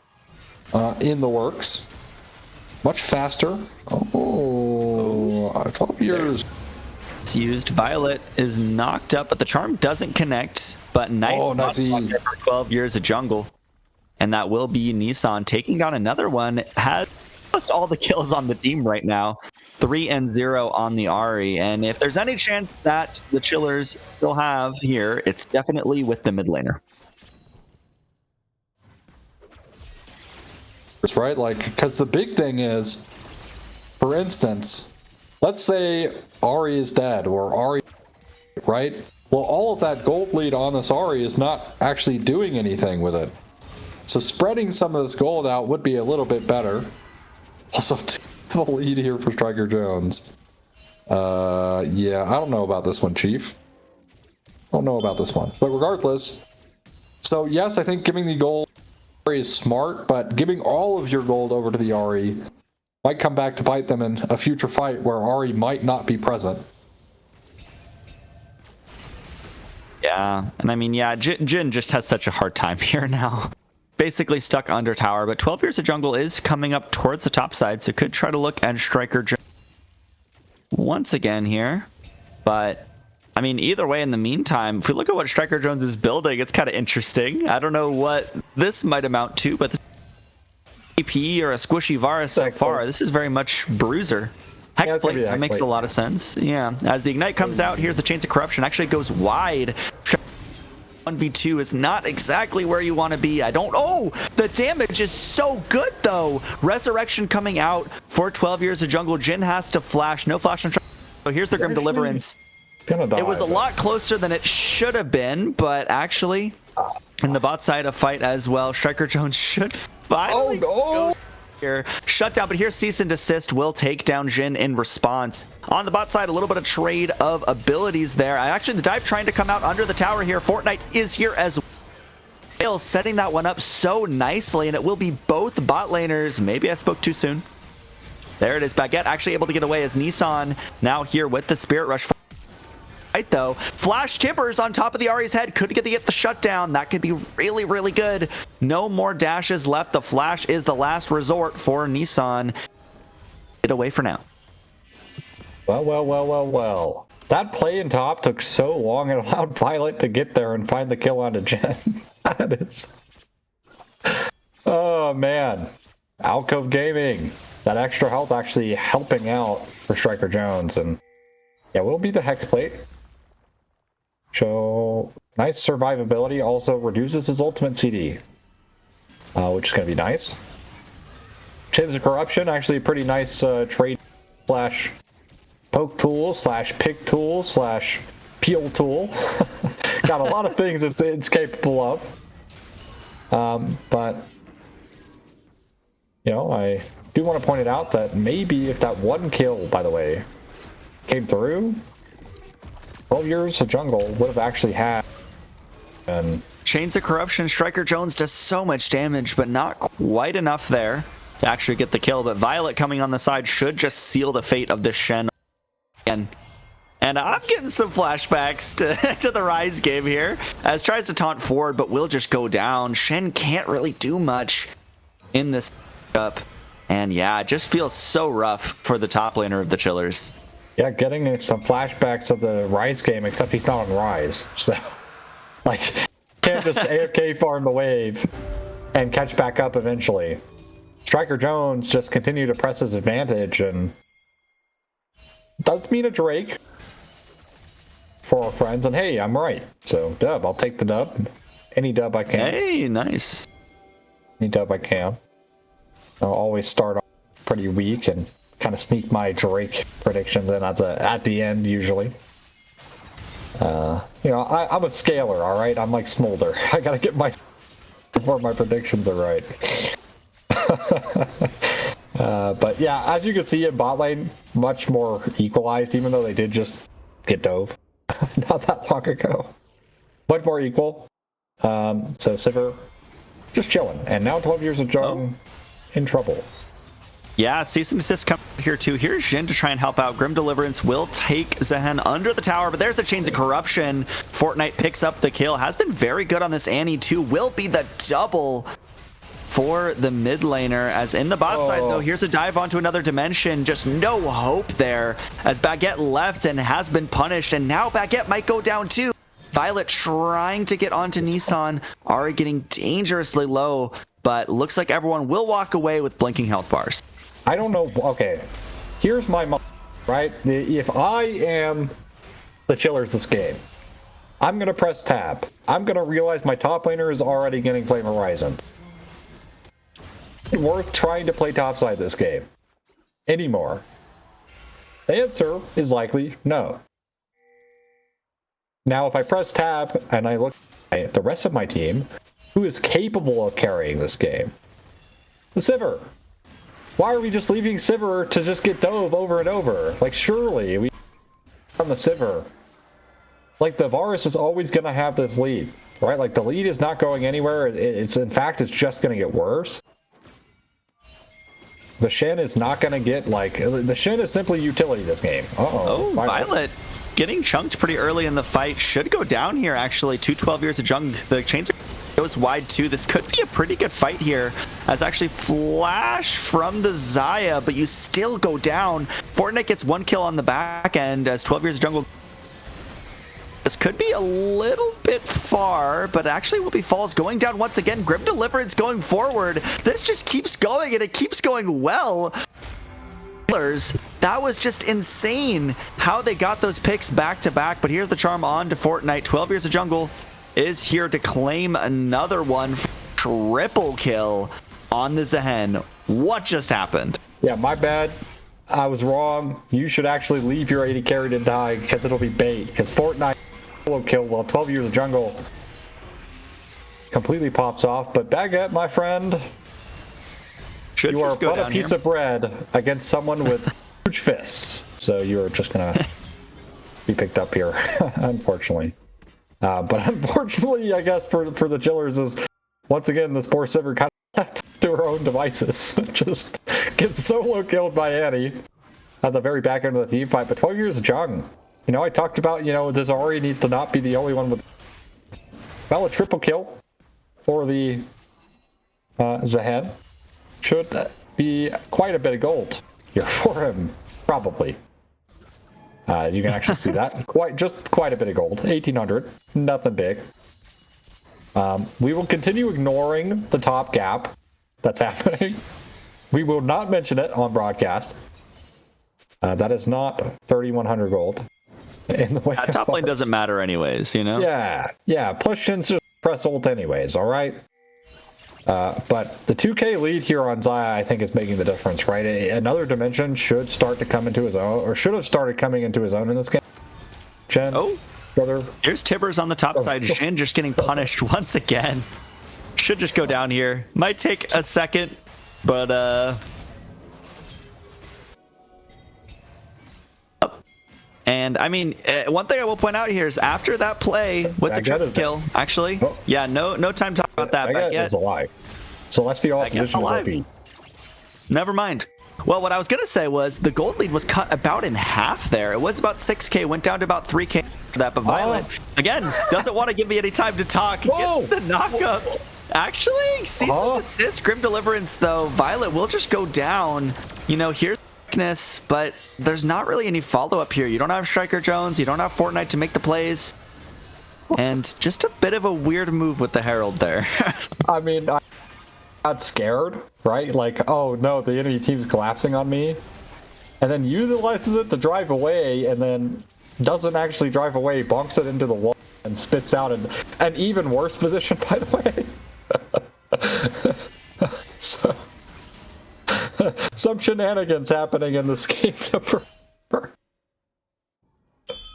We got a Flame Horizon Shen almost. The patience. Flash baits it out. So nice, but I don't know if another dimension's actually going down. You do force out the Stand United from Jhin, but that might be about all you get. Obviously, the 2 sums on the 80 carry. So I do like Fortnite on these playmakers. Said it a couple times. Not looking bad. Wow. I mean, the patience there from Fortnite was actually just so sick. Actually, such a sick read. Also, just to give props, another dimension having the reaction time, by the way, to even spell shield in the first place, just mind-boggling. So props to him, I suppose. But does punish for it. No flash now on the Sivir. Stand United also not present as Baguette misses. Yeah, Magnet Storm goes wide. Chains of Corruption connects, and 12 years of jungle here. You don't really want him to get in Striker Jones. That's just too much damage. Nissan will pick up the first one there. Does invest the Spirit Rush. They won't have that if this fight continues. There's a teleport behind coming in from Fortnite as the Baron is started up. The Chillers are getting shredded. So this could Oh, look at the flank from Annie, though. This could be incredibly devastating if they overchase. They won't, and they'll just take their win, which is smart. Although, yeah, but here's Fortnite now. Although connect. Now you have a little bit of help here from the bear, but cease and desist onto Zahen is going to CC a little bit, but this jungler is just fully online now. Here's the jungle. Does so much damage, survives so long in these fights. And yeah, it's just Violet going down once again. Violet, I think, over-forcing a little bit, right? Like, there really isn't a lot of follow-up multiple times now that she's tried to go in, but somehow the Chillers bounce back in this game. Quite handily, in fact. They're only down 1.8k gold. And do we need to tell you where that lead is? Do we really need to tell you where it is? You know, in fact, it's actually more than that, but ultimately the reason they have a gold lead is because of that. So,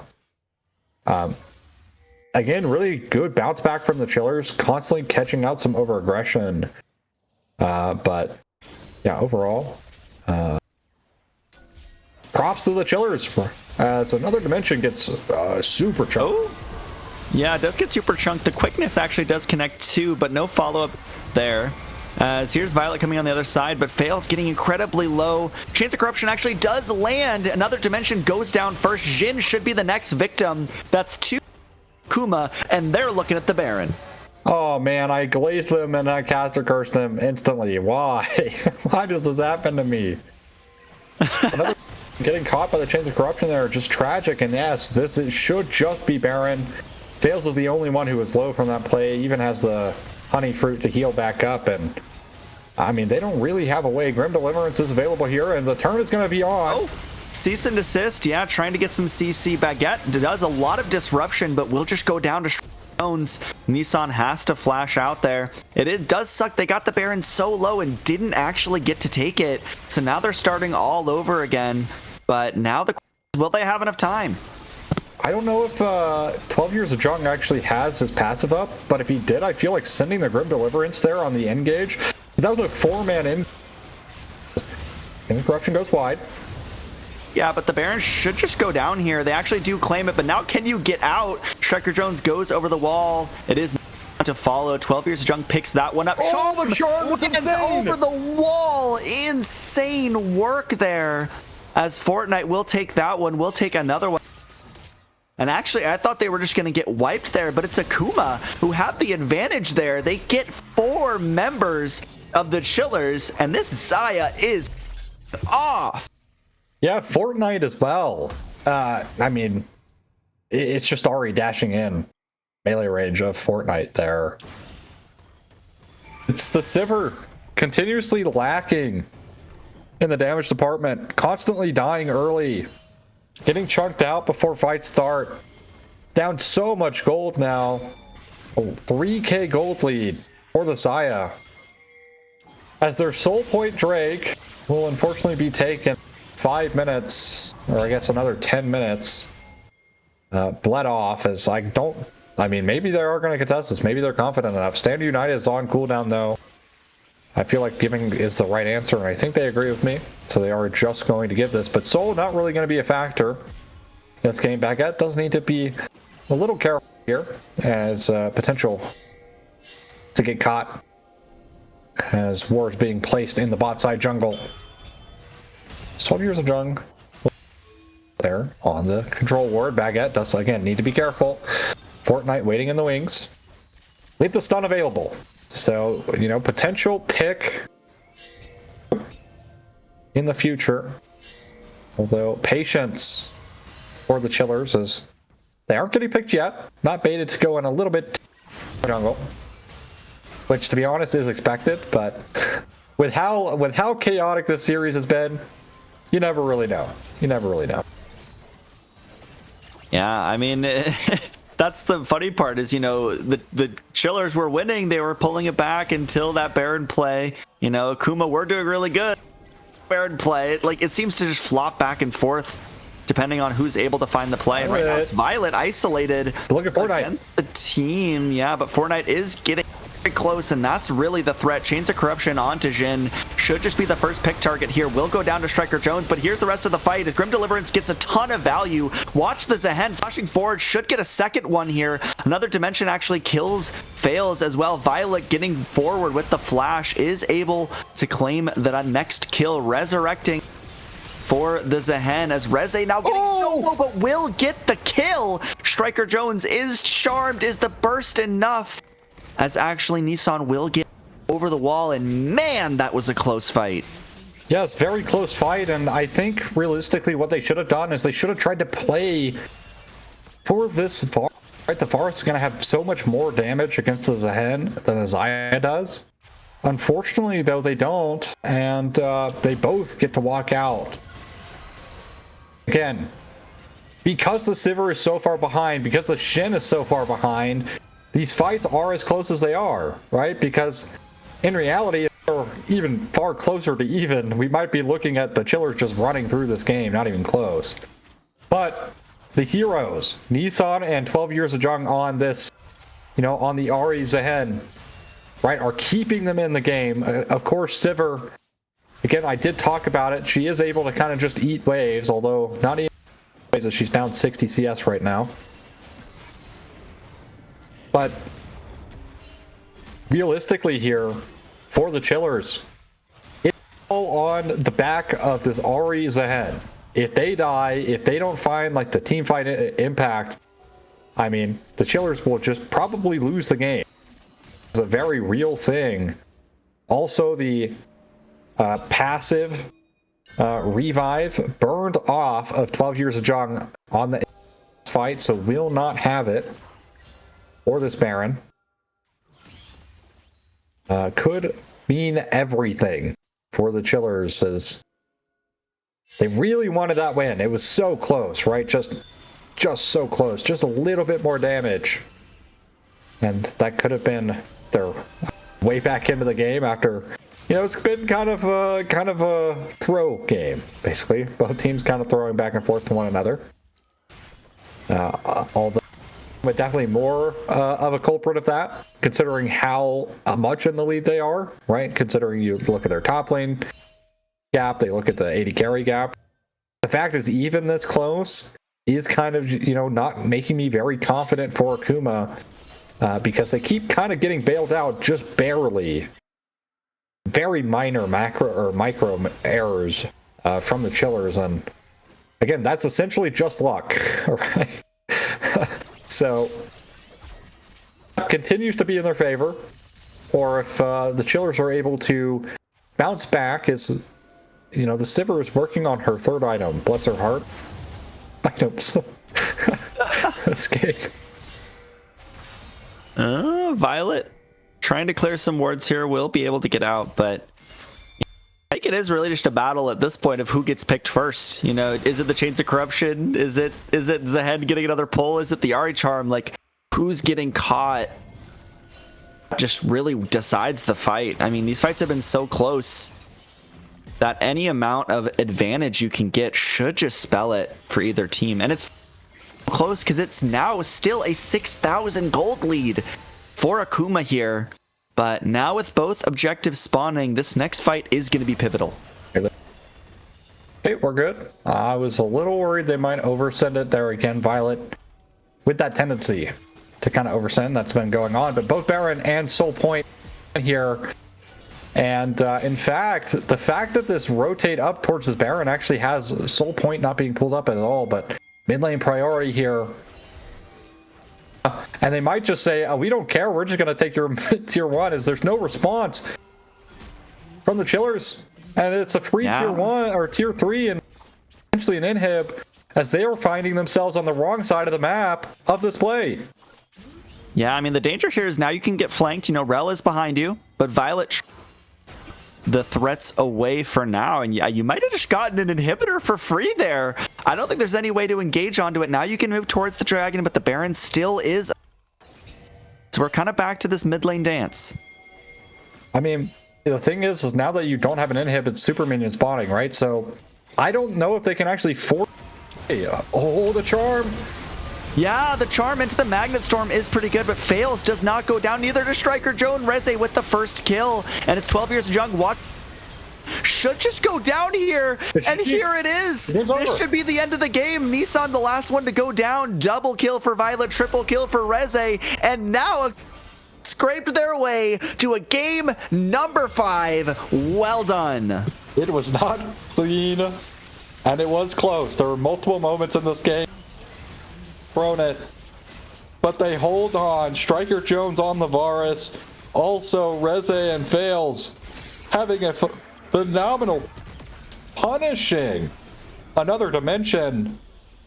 Crucially, I think it's the early game decision making from the Chillers to try and play for topside and bail out the Shen that completely sells the game, because it means your Sivir is struggling, constantly getting dove. Even in that play, at the very end, the very last team fight of that game, what happens is Vi ults her, right? She spell shields the ult, and then she gets Chains of Corruption, but where's her team? All just in the middle of the enemy team while she's just getting solo killed by Vi. Not able to do any damage, and that has been the story for this game, I feel like, overall. As heartbreak for the Chillers as they have a good attempt at crawling back in that game, but not able to get that one done. And truthfully, it is what it is. As Akuma pull out a closer one. I won't lie, that was maybe a little bit too close in some of those moments, but they get it done. So well played. Yeah, and I mean, our curse strikes again. Here we are, facing down game number 5. But you know, this has been a very, very fun series. So I'm not mad at all. But speaking of MVPs, I definitely think it goes to Rachet for me. You know, the fancy feat, the moves, the damage, those fights were just so strong for the AD carry for Akuma. And yeah, I just love to see it. I think it was a stellar performance, staying peeling yourself, as you mentioned in Champ Select. And yeah, just an amazing game. I think Fortnite, honorable mention for me too. Amazing plays there. I think I easily agree. But I think we're going to take a quick break. Don't go anywhere, folks. Game number 5 in the wings. It's getting late. Team's starting to get maybe a little tired. We'll be right back.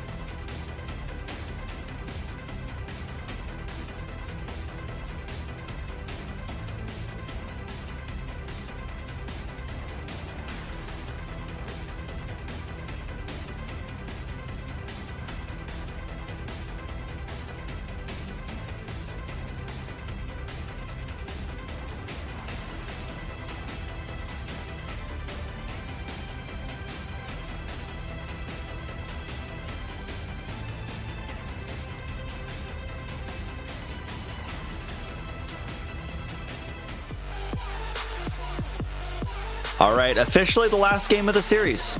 No matter what happens now. Now it is do or die for everyone. The Chillers definitely brought it a lot farther than I think anyone expected. But I definitely say they've earned it. And this should be a fun one. Yes, I think also we've earned like a chill game. Can we like just chill? Give us a chill game 5. Like, it has been non-stop action and just absurdity on the Rift since game number 1. So surely we can take a nice little break here in game number 2. And, or game number 5, I guess. Game number 2 in my mind, I suppose. I'm ready for, I guess, another whole best of 5. God, I hope not. I hope not either, I'll be honest. Best of 7. Let's do it. This one has been fun, but it has been taxing to say the least, because it is. Gwen's open. Gwen is open for now. In fact, this is looking like the Chillers want to just take it B1. This is kind of why, like, my mentality about it, because they obviously lost last game, so they opted to go blue side. So this feels like another one of those like plans where they're like, yeah, we're gonna lock in Ash and we're gonna lock in like Lulu Renata, like we're prepped for this. In fact, yeah, I mean, I would not be shocked if that's the case. Or they're going to let it through, and if they actually genuinely do have something planned, then there's the karma. So we'll see. Yeah. They must have something planned for it. I mean, this is the gambit, though. Like, you're giving Violet her best champion. And, like, sure, you know, you can put great an answer as you want, but comfort in game 5? That means a lot to me, personally. Look. Unless Renata Lulu is comfort, and, you know, like, which I really don't think it is. Like, I don't even think comfort matters at this point. Also, like, with how these two teams have been playing in terms of insanity, does the comfort actually matter? Like, the game is going in, like, if this was a Black Mirror episode, I would believe it, 100%. 100% would believe this series is a Black Mirror episode. That's my whole belief, but it will, of course, be the Gwen. Also flexible, even if Violet doesn't want to play it in the jungle. Still flexible in the top lane. Dare I say, also the Anivia has been getting through, and that champion also not very balanced. Yeah. Akuma with a pretty good R1, R2. But the Gwen simply because of the strength of it on Violet in particular. But the Anivia, what more can you ask from this champ? This champ is just so insane at punishing low range, punishing immobility, punishing in general. Oh, you want to kill me? Oh, I have egg, and you don't have enough damage, and my jungler ganks you. Oh, that sucks, doesn't it? Airy Karma coming in, and this is the first competitive Zeri I'm going to see since her, I guess, mini rework. This is like, what, her third, fourth mini rework at this point? Giving her her move speed back into her kit, but she does significantly less damage. So that is something to keep an eye out. Like, I actually got pentakill on her the other day in ARAM by accident because of my zap. From my ult, it just chained, and I killed 2 people with the chain for the pentakill. But it's gonna be Skarner, who I think is some nice frontline. Also can be kind of a pain for Gwen because unfortunately the Hollow Ground does nothing at all. So, but Nautilus. Pick potential, good CC, good front line, and most notably, when we last saw the very last Zeri meta, what champion other than Yuumi was seen the most? Yeah, it would be Nautilus, because you just point and click to Zeri, so she can't go haywire in these team fights. Yeah, I mean, I think that's the ease of execution we were kind of talking about in game 1. Point and click is very nice. That's also why you picked things like Vi in the last game. I think it did do a lot to kind of shut down the pick potential of the Chillers. But yeah, I mean, Nautilus is probably one of the best supports available. I think getting it before the bans come out is definitely really good. And it is multiple mid lane champs banned out here for Akuma, which makes sense. You know, the Chillers haven't picked up their mid lane yet. They want to get a good matchup for the Anivia there. And actually, the Anivia also could go top if they want to take a little bit of inspiration from the recent meta as well. So I definitely like the flexibility for Akuma this time, where the Chillers have been the ones mainly doing that before. They also, this could be Anivia support, have like Nautilus go mid, get some That's true. B action, get some Doin B action, you know. With how crazy things have gone, that still would not be the most shocking draft that's happened so far today. If that were the case, but the Jinx coming through. All right, we are kind of going back into some like more stable territory, I guess. But at the same time, you look at Akuma's draft, and it's not telling me we're here to protect Jinx. Kind of just does feel a bit all over the place a little bit for this Jinx. In general, of course, there's not really a lot in the way of enchanters anymore because of the sheer amount that have been picked throughout the series. It's Year coming in to the Anivia, so Nissan had a pretty decent RA performance. Also had a pretty nice wave performance. So let's see if the Azir is what the Chillers need to get themselves to the finals.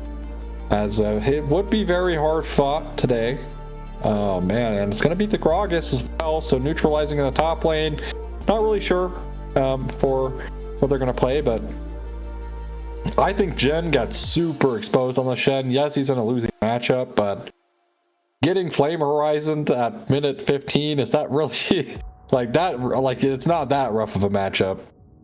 Yeah. The Gragas, so we'll see if that ends up being a bit better in terms of neutralization.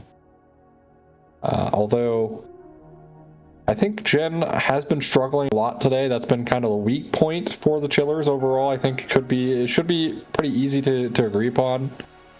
So I think now would be a great time to showcase the strength of yourself on a roster in a game 5 do or die situation here to move on to the finals as the underdogs.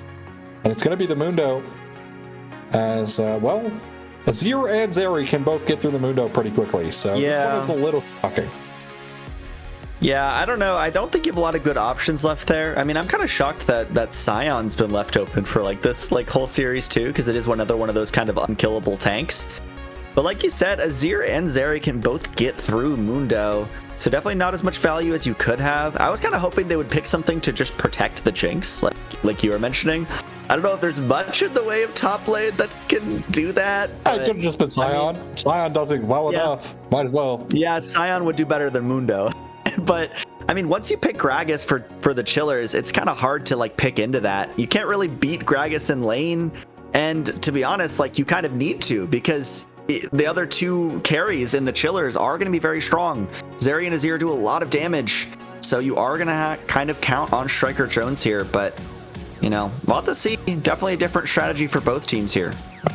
Well, the thing is, I think for the Chillers is that, let's say they did, like Akuma does pick Scion, at least, you know, you're playing into a neutralizing champ of the Gragas, so you're not really under threat of dying, so that's kind of just a free scaling lane for Scion. And then, you know, we have seen so many times where Scion just becomes this completely unkillable threat for so long in the game. Yeah. Like, he's got like free 2k HP from Soul Furnace walking up to like this mid-game fight while, you know, Azir and the AD carry has like 2 items and they're basically tickling him. So that could have been an option where it's like, you know, Mundo can be that frontline potential that you want, but a little bit worse, and also scales just not as great in my mind. But again, Striker Jones has been having a pretty good one today, so should be able, if anyone's going to pull it off, I should say, rather, it would be Striker Jones. So I don't want to doubt it. You know, no doubts anymore. We're in game 5, do or die situation here. Yeah. And we'll have to do our last dragon prediction of the night. I was right in the first game. You were right, and I think it was the last game, 4th game. So this one will break the tie if either of us get it right. What do you think? Ooh. I'm gonna go with Chemtech Soul. We got Mundo, we got Karma, we got Zeri who's on, so might as well. Yeah. Okay, that's what I was gonna do. So you kind of stole my thunder. Maybe I shouldn't have let you go first. Yeah. But I'll change my tune a little, and I'll go Hextech Soul again. We both guessed it a lot. Eventually, it's got to be right. Sure. Yeah. Sure. Fair enough. All right. Well, don't go anywhere, guys. We're gonna be right back for game number 5. Just gonna wait on the spec delay. We're tired. The players are probably tired. I'm sure you as viewers are probably tired as well of the shenanigans happening on the Rift. But we got one more to decide who moves on to the ABL Finals. We'll be right back.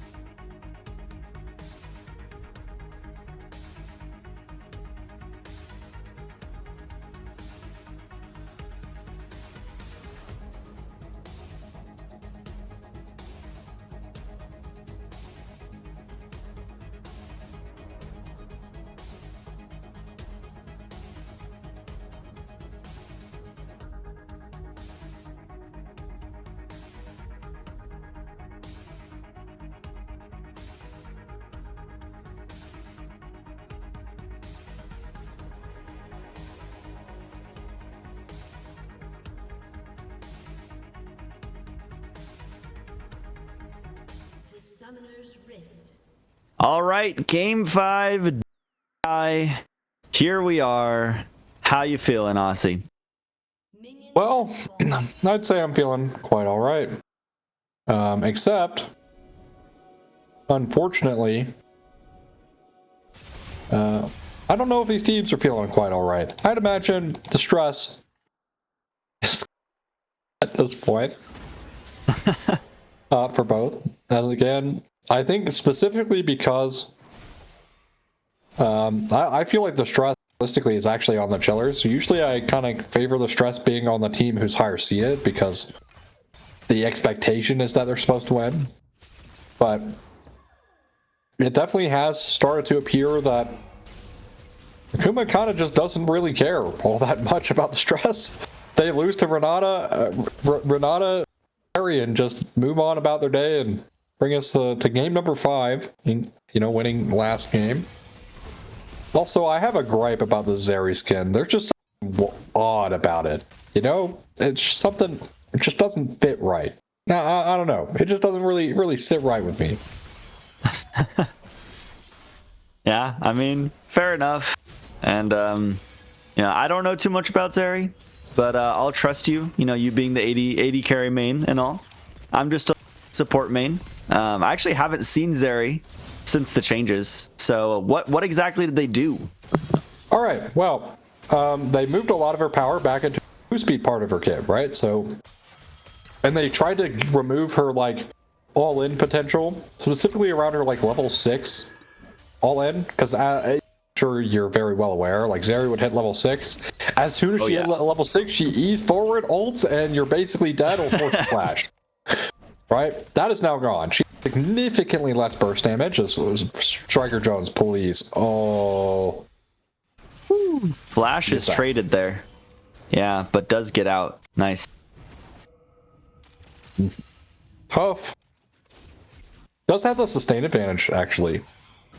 Because Jin has mana, and he does not. So should be okay, but one more barrel landing could be disastrous. In fact, if this wasn't Storm Raider Surge here, I'm quite convinced that dies. If this is Grasp or Comet or Deathfire Touch, that Mundo was dead. But it is the Storm Raider Surge this game. Just for that extra bit of burst of move speed. So that'll be nice later. Deathfire Touch here for the Anivia makes sense. And yeah, back on the Zeri thing.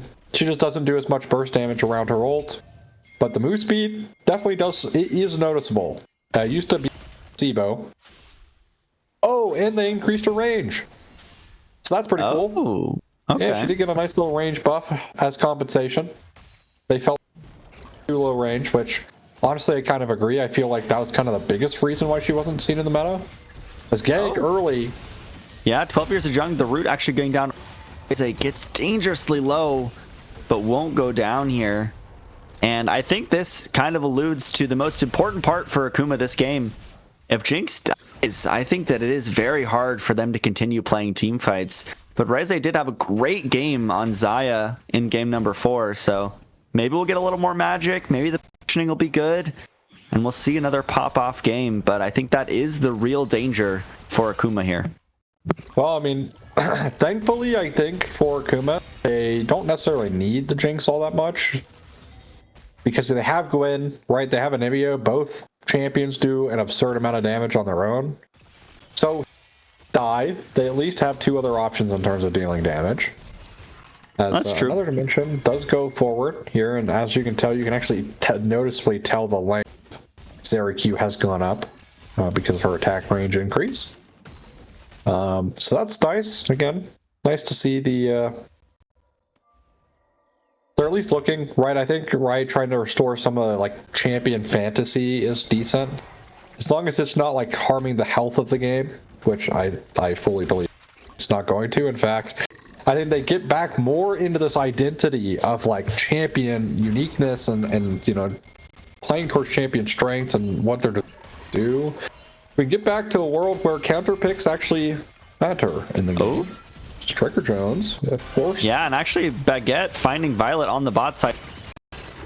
The Gwen You know, it is your best champion. I bet you're pretty confident, but even a 1v3 is tough as Violet goes down for first blood. 12 years of jungle going right through that wall, trying to get some threat onto Fortnite here, but I imagine that is kind of fake as lots of HP on both sides, but it is Violet trying to go for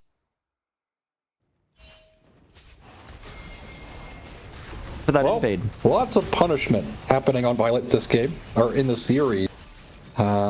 Just constantly kind of getting picked out and making some bad choices. Will be first Drake over to the Killers, who nice little cloud buff, and I'm gonna be wrong immediately, so that's pretty nice. You're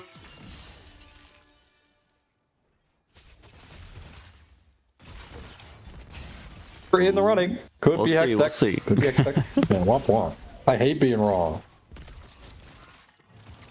There needs to be a more deterministic way of guessing Drakes. Maybe I should just boot up the game and then hack into the code so I can see what Drakes are per each game, so that way I'm always right. Just yoink the tournament code from the team so that way I can actually get the... Now that's thinking ahead. I'll never lose another dragon to you ever again. I think at some point I get suspicious though, you know, if you get every single one right, like you got to get some wrong, you know? No, it's just the most historic run. You never know. You never know. It's like the Dreams like cheating scandal of him trying to argue like the 1 brilliant chance. You know, like hiring literal like mathematicians to try and prove it. Here's the level 6. You can already tell much less damage. Yeah, just so much less burst there. I think if that is the old Zeri, that goes very differently. But Hook actually connects with Fails onto the Zeri, but you just don't deal much damage. Let's get those items. This all-in is definitely not in their favor. Jhin and Striker Jones trading on the top side, but I don't think anyone's going to be dying here anytime. I can imagine. Nope, they're just chilling. Hey, another invade incoming from Violet, this time with much more support, and steals away.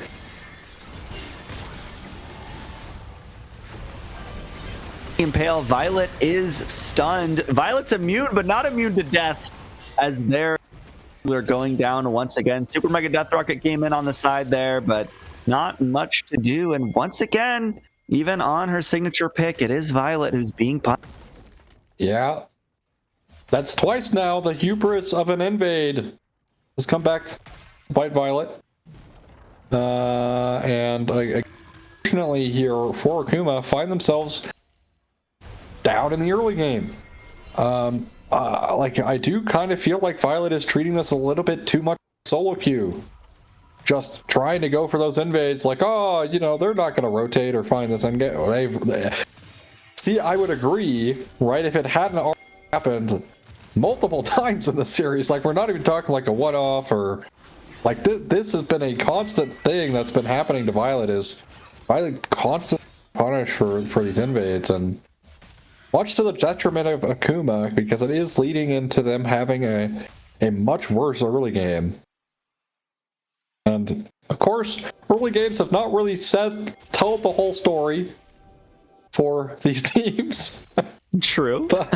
But at least, right, it does, you know, put you in a nice position as oh, the last grub stolen to Violet pinned against the wall here, but now actually does have some backup, but you're already before the fight even really gets going. Fails actually connects on the wall. Violet wrapping around to avoid Jhin. Fails has to flash over the wall, but gets rooted anyways. This Nautilus just go. Oh, the buffer's insane with the stun. Yeah, the buffer's really good. Fails gets out. Nicely done as Violet invading again. I'm not sure if they know. Jhin knows. Oh, the flash wasted, and Violet stays alive. Now you can execute. No damage has been done. What earth? This actually feels like the Shy clip where he like E flashes into a wall. Like same vibes. That happened. Oh Lord, man, this series has never failed to entertain. Sure. Oh my God. I mean, another bit of good news for Akuma here is, you know, Violet may be 0-3, technically 0-2, but you are Gwen, and if you get those items, you are going to completely shred people.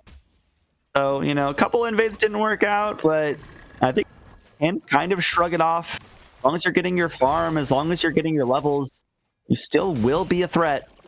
So that's kind of the upside there, at least. I'm this series is just so peak. If I could have, if every was like this, like every time, like every game I cast, man, I would be having the most fun. I think eventually it would get boring though, because you know I would come to expect it. So I guess that's kind of the truth of it being fun. But my God, absolute chaos. Absolute chaos, and that's an understatement as well. Love to see it. Well, here's Drake, and I think going the way towards their bot lane, just hitting a recall. Violet also still farming up, does not have the Dusk and Dawn. Unfortunately. Oh, Super Mega Death Rocket not stolen, but if that icon in the top is correct, it will be a mountain. I'm not right either. I was expecting you to go mountain because you saw the tanks. Maybe I should have. Maybe I should have. Punished again. And the one Violet you got right was again. You not getting punished because you believed. Oh, true, but Violet now has the needlework, but just so much damage onto the Gwen. And once again, it'll be the jungler going down for Akuma. Jhin picks that one up with the explosive cask. But you didn't even get the blue buff that time either. As 4 giant spells in Mundo's pocket, by the way. That's just funny to see. But you don't have your dredge line coming down. Yeah. Oh, but on the bot side, Rachet finds himself in a less than favorable 1v1. Another going for the dive, forces out the barrier, which is pretty nice there. And yeah, things are definitely looking up for the chillers here. Yeah, so the big thing is, like, yes, Zeri has much less burst through her ult, but Jinx is so defenseless against, like, these kind of engages, right? Also why Tristan is so good into Jinx and why Twitch is so good. Because she can't, like, self-peel into it almost at all, right? Like, unless they run into the traps, which have such a long arm time, like, it's so hard to actually have that happen. But, like, this next ult, in theory here, from another dimension, assuming Rachet doesn't have flash back up in time, should mean it's a kill, because the first one was flash, the second one was barrier, and that was also almost a kill. Like, another dimension, I think having flash and barrier up could have maybe gone for that play under the tower and gone for the dive. Obviously, if you mess it up, it's not worth it all, so I reserve in game number 5 makes a lot of sense. Oh, no. Oh, support caught out, fails, can't complete the recall. Kill. Oh, kill actually goes over to 12 years of jungle. Not the worst, but you definitely don't want your tank getting ahead when you have 2 carries that are Azir and Zeri. Definitely want. Please give the kill over to the Zeri. She's so sad. She wants the kills. As actually I do coming in here. It's not fruitful at all, but I do appreciate the hover. In fact, might be a dive. Although Jinx does have flash, it's no Rachet. Yeah, Rachet opting to go back under the tower. Baguette was tanking up, might just go down. Super Mega Death Rocket actually does not land, but the tower does trade the kill. So at least one back. Jinx there. Dredge line will go wide. Violet's on the top side, so it's really just playing defense here, as a lot of damage onto Nissan in the mid lane as well. 1 for 1 on that dive.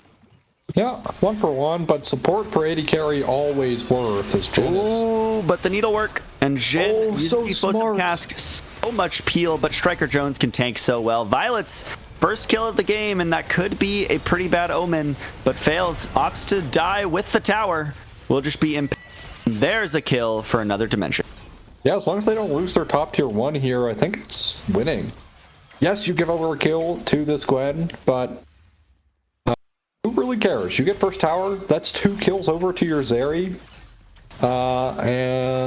Yes, you lose your top tier 1, but bot tier 1 is given back in return, and we're a minute away from soul point here already for the Chillers, and a very commanding lead, 2k lead for another dimension on the Zeri. Should mean they have the advantage in this next Drake fight. Oh, Baguette does get the root up on Violet here. Another dimension can't just yet because of the hollowed mist, but the wall will do very good at peeling here. But either way, this Zeri is getting pretty scary. 1.5 items here will do a lot of work in those team fights later on. Yeah. Also, I like the Storm Razor this game from another dimension because in reality, because you have an Azir, you actually don't need to build something like the Untalls to try and be the one to get through the Mundo, right? Like being able to utilize the move speed to try and keep punishing out this Jinx, like already down to half HP off that trade. That is more important in my mind. Keeping this Jinx out of the game. As Jen. Oh, but here's Violet. A lot of damage. Teleport is coming in here from Fortnite as well, and now we're showing all-out scrap in the bot lane. 12 year stun is stunned, but look at this area. Another dimension is trying to kite. Violet stuck in the middle of the team. Explosive cast does separate the fight, but yeah, the damage is pretty good for Akuma if they can keep it going. Look at Rachet. Rachet gets the reset. Jinx is excited. This should be really. They can keep this going. There's one, there's another, and Akuma are running over this fight. Nissan trying to go, actually flashes onto the cask. So Reze will go down to Jin there unintentionally, but either way, very explosive fight for Akuma.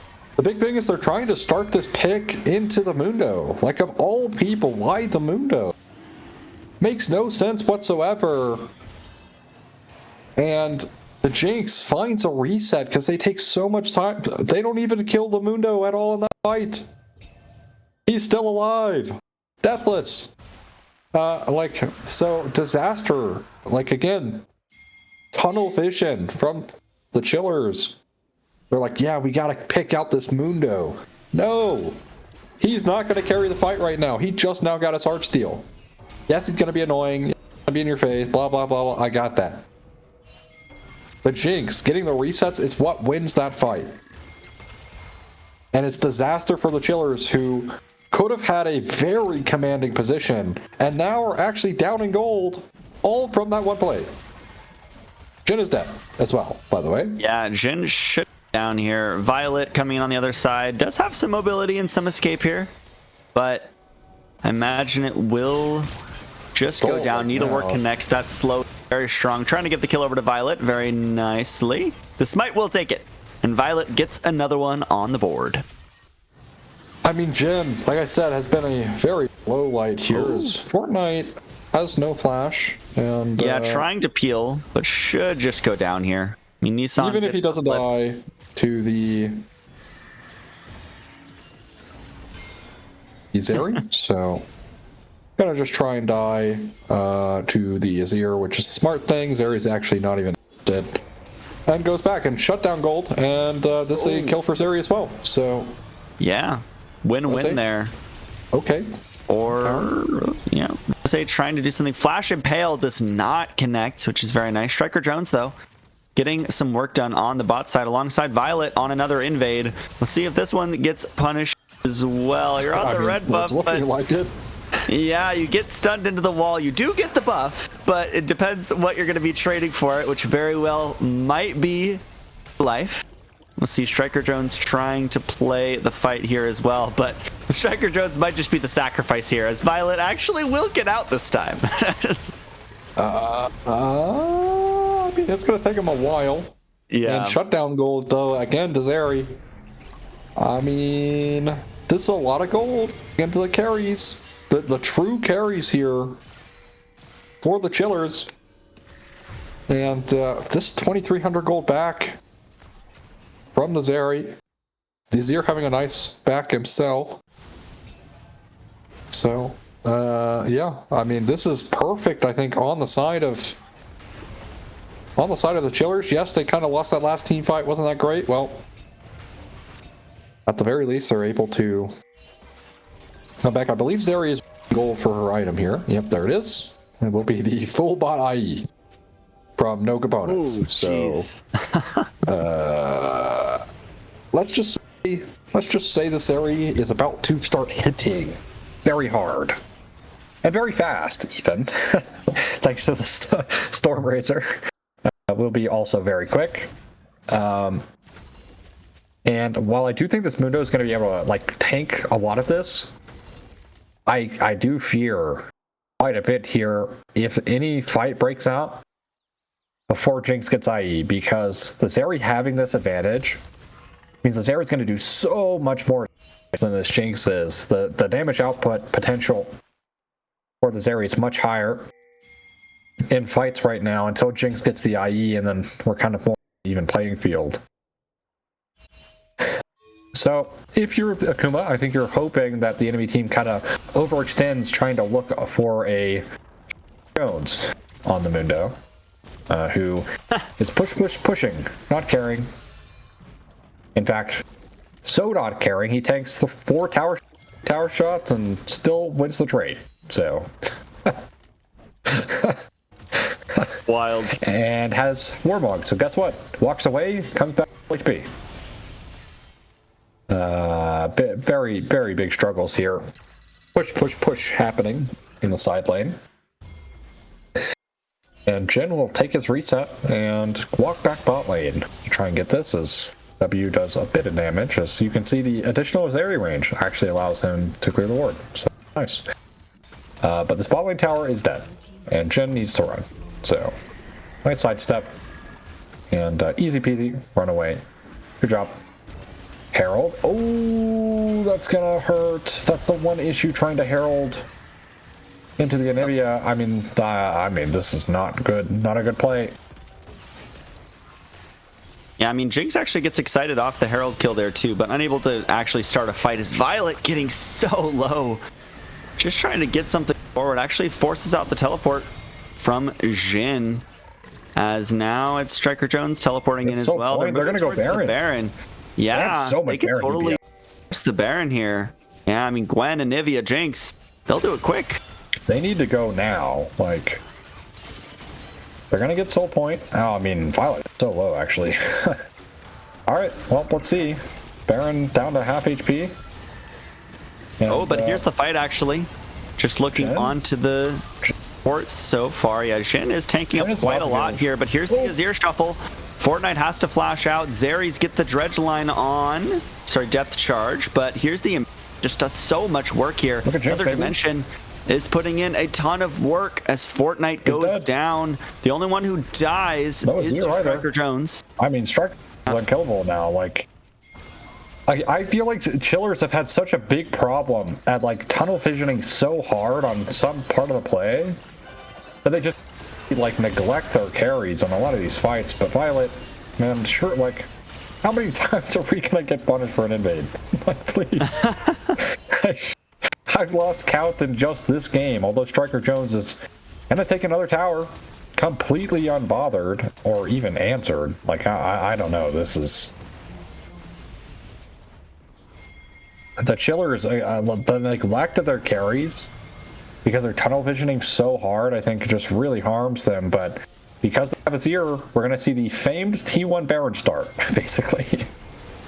Oh yeah, but Nissan is getting chunked here as the teleport's coming in. Striker Jones notably does not have the teleport, so has to walk here, but will be there very soon. Violet's still not alive, but I think this is a pretty bad Baron start for the Chillers. Unless they're able to get a pick. Yeah, Fortnite walks way too far up. Will just go down to Nissan. Jhin on the other side might be the target. You can see if they get a reset, it could still be pretty good for them. But he managed to survive. Now it's Fail who's under threat, and Fail doesn't hit the Jinx though.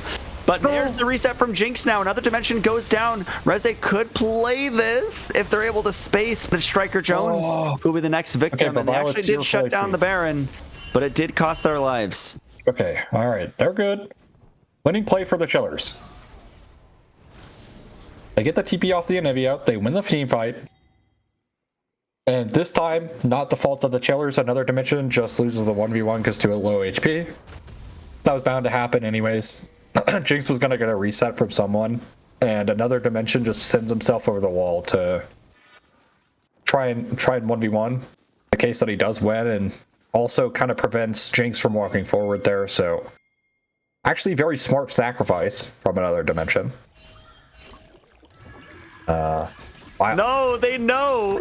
They know that Violet's gonna do it. Not again, dude. Violet has to try and walk away. Dying again right before. Not even right before Baron. Baron's up. Baron's right there, and you're dying once again. As here's art. Feel like I've seen this somewhere before. I mean, we're running it back. Jhin is pretty low here. Health bars are not good. They're going to contest this. Yeah. Baron goes down, but here's Fails trying to start the fight. Watch this Zeri, though. If they could get a reset, health bars are getting pretty low. Nissan's trying to go in. There's get excited. Rachet does have a lot of that attack speed, but if it's only one victim, it's definitely not worth it. As Akuma's trying to push forward, but it's just a Baron over to the Chillers. All right, well, Nissan kills himself for it. I think he thought he had ult, but just barely not on cooldown, or not off cooldown, but surely we don't get Baron and then lose our top tier 2. Nice bait, actually. Yeah, does get the ultimate there. Striker Jones not going down too easy. 12 years of jungle, taking a lot of damage. But we do have a lot of very, very big tanks in this game. They do not like to die. No, and unfortunately here, the big thing is no, if this is a pick, either way is bad. Jhin is just bro. Jhin can't even get around the wall. Does get the dash out, but that's another one over to Rachet. And now kind of catching up on items with the Zeri. Definitely looking good for the Jinx. Who gets picked the most this series, Violet or Jhin? That's Striker Jones. Is suppressed now. Does not have the maximum dosage. Yo, don't stand melee range. A little bit harder. Yep. Striker Jones will go down. Another kill over to Nissan. Well, do not stand melee range. That's the one thing. Does live, of course, but still quite a bit of damage going into him before he goes down. But Striker Jones's death is much worse here because look at the death timer, right? 10 seconds to the strike spawn. Violet, surely not going right. Violet's immune for now, though. Needlework does put in a lot of work. Oh yeah, look at the depth onto the Zeri as well. We'll see, but there's the shuffle. What to do? Rachet put in a pretty bad position. Actually managed to survive for now, though. But double kill over to another dimension. Very, very nice team fight. Nice. Explosive Gas takes the Anivia back. And that is Jhin setting up that kill for Nissan. And this will just be the Dragon Soul over for the Chillers. Yeah, Dragon Soul. And with how close these fights have been, right, this could just simply be the edge they need to fully win out a fight completely cleanly. Finally, the mid-tier 1 will fall at 29 minutes. As, but the objective lead has certainly been, or the jungle objective lead certainly been in the way of the Chillers. And with Baron now looking on a mid-tier 2, sure, he's next to Striker Jones, but still needs to be careful. Striker Jones obviously was able to get melted by Nissan. Also, curiously enough, it's actually going to be the LDR coming through for another dimension and not the Mortal Reminder. So, does a bit more damage, but prevents less healing from the Mundo. Which is, I suppose, fine. You have Oblivion Orb, you have people who can blip that as well. Zon almost completed here for Nissan as well, so should, even though it has the Shattered Arm Guard, should have that fixed up in no time into a Zhonya's. As, well, still a while away from that, but before the next fight, he'll definitely have Zhonya's, won't be a big issue at all. So, we'll see, gonna take his reset now, and yeah, overall, great stuff coming out of the Chillers, right? Like, kind of a couple mistakes here and there.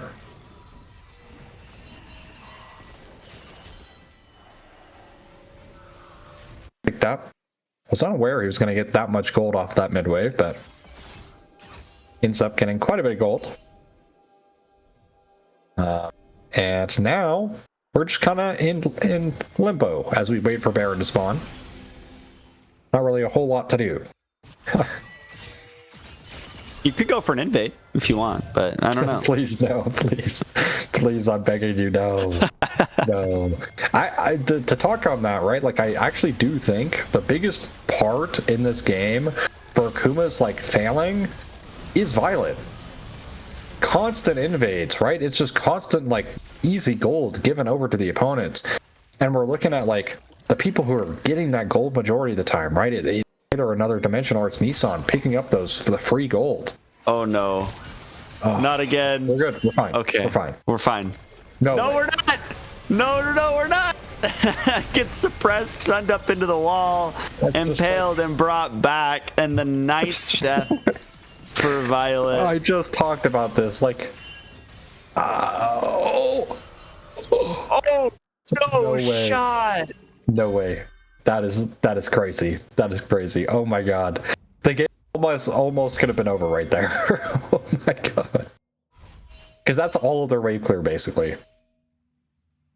Of course, Jinx doesn't have bad wave clear with rocket form, of course. Also, to give some hope for the Akuma fans, realistically, Jinx just needs to find that team fight where she gets the resets. Right? She finds one reset and she just chains them, you know, and that's possible. That's very possible, right? Yes, the Mountain Soul makes that a bit more difficult, but Jinx about to finish her 4th item here. I think checking for it right now. Yep, there it is. So, if you're Akuma, this Baron, kind of the Hail Mary. Have to go for it. Another dimension. Looking for a bit more extra gold for the Blood, I believe, is what is being built here. As Nissan. Oh, Violet. Oh, doesn't get impaled though, actually. That's a big cooldown and now not available for this Garner. This could be the fight. On the front line, yeah, this could be the fight that Akuma want if they're able to play for it. Catches Violet. Violet getting really low. Another dimension.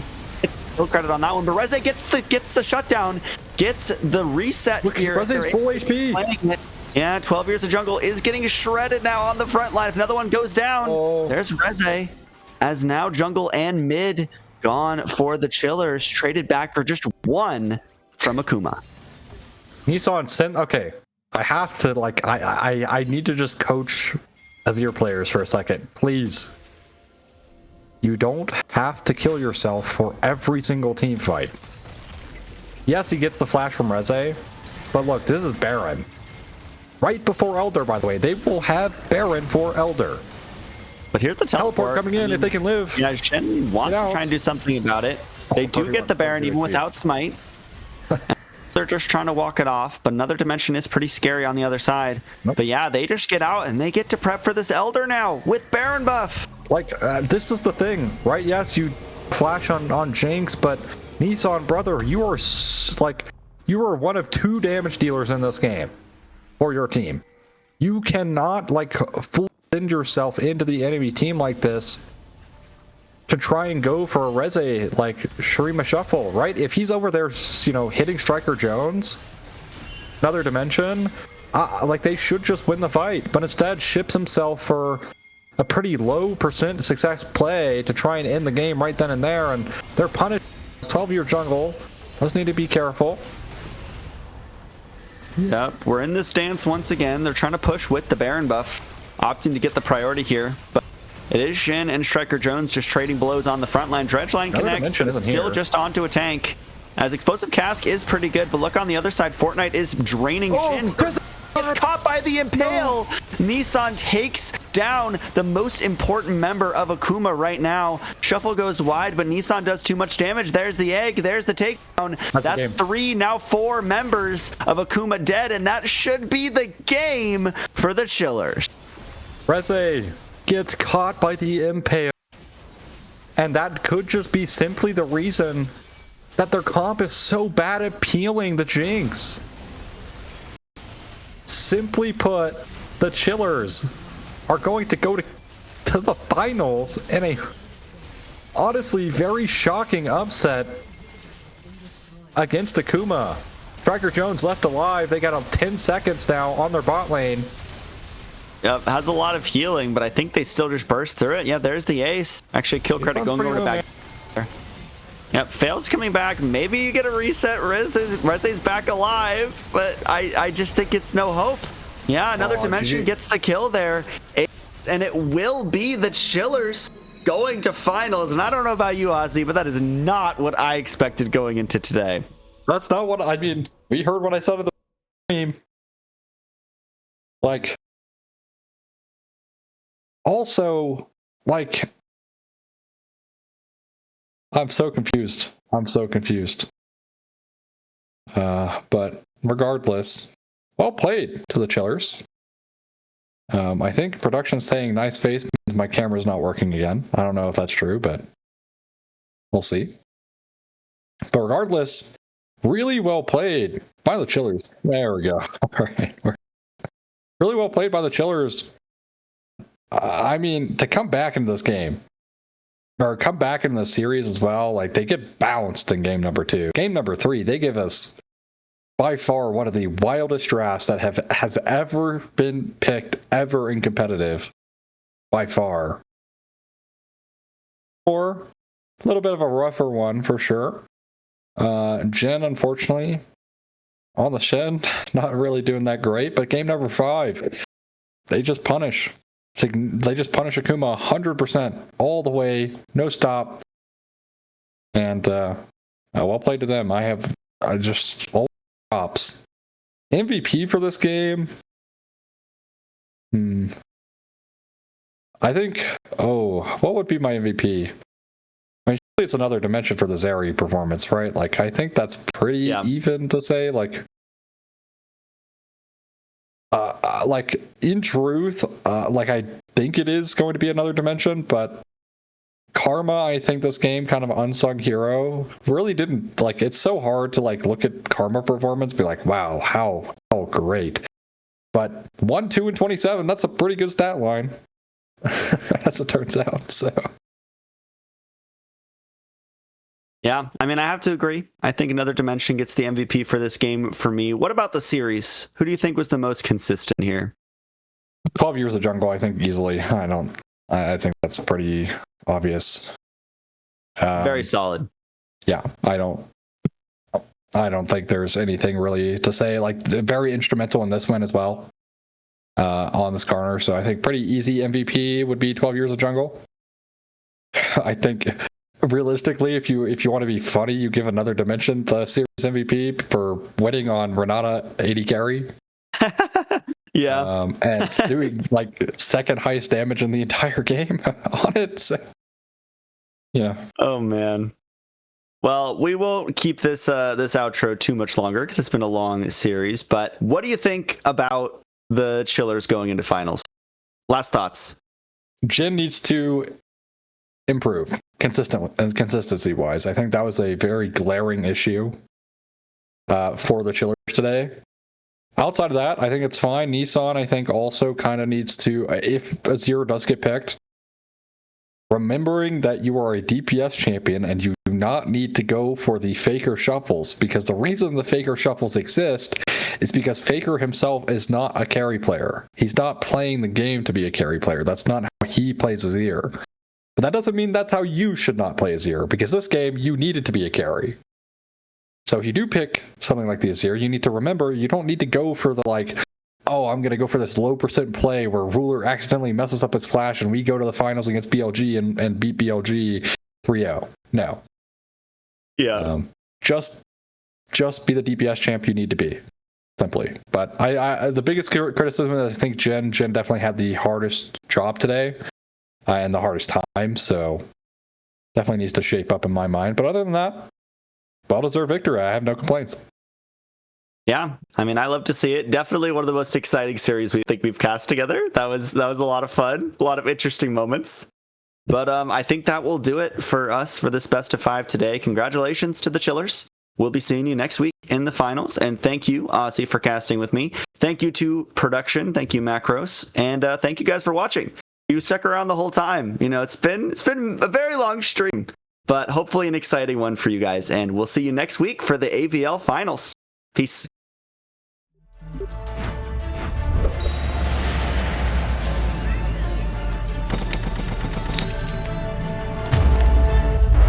Bro, just use Zen Market.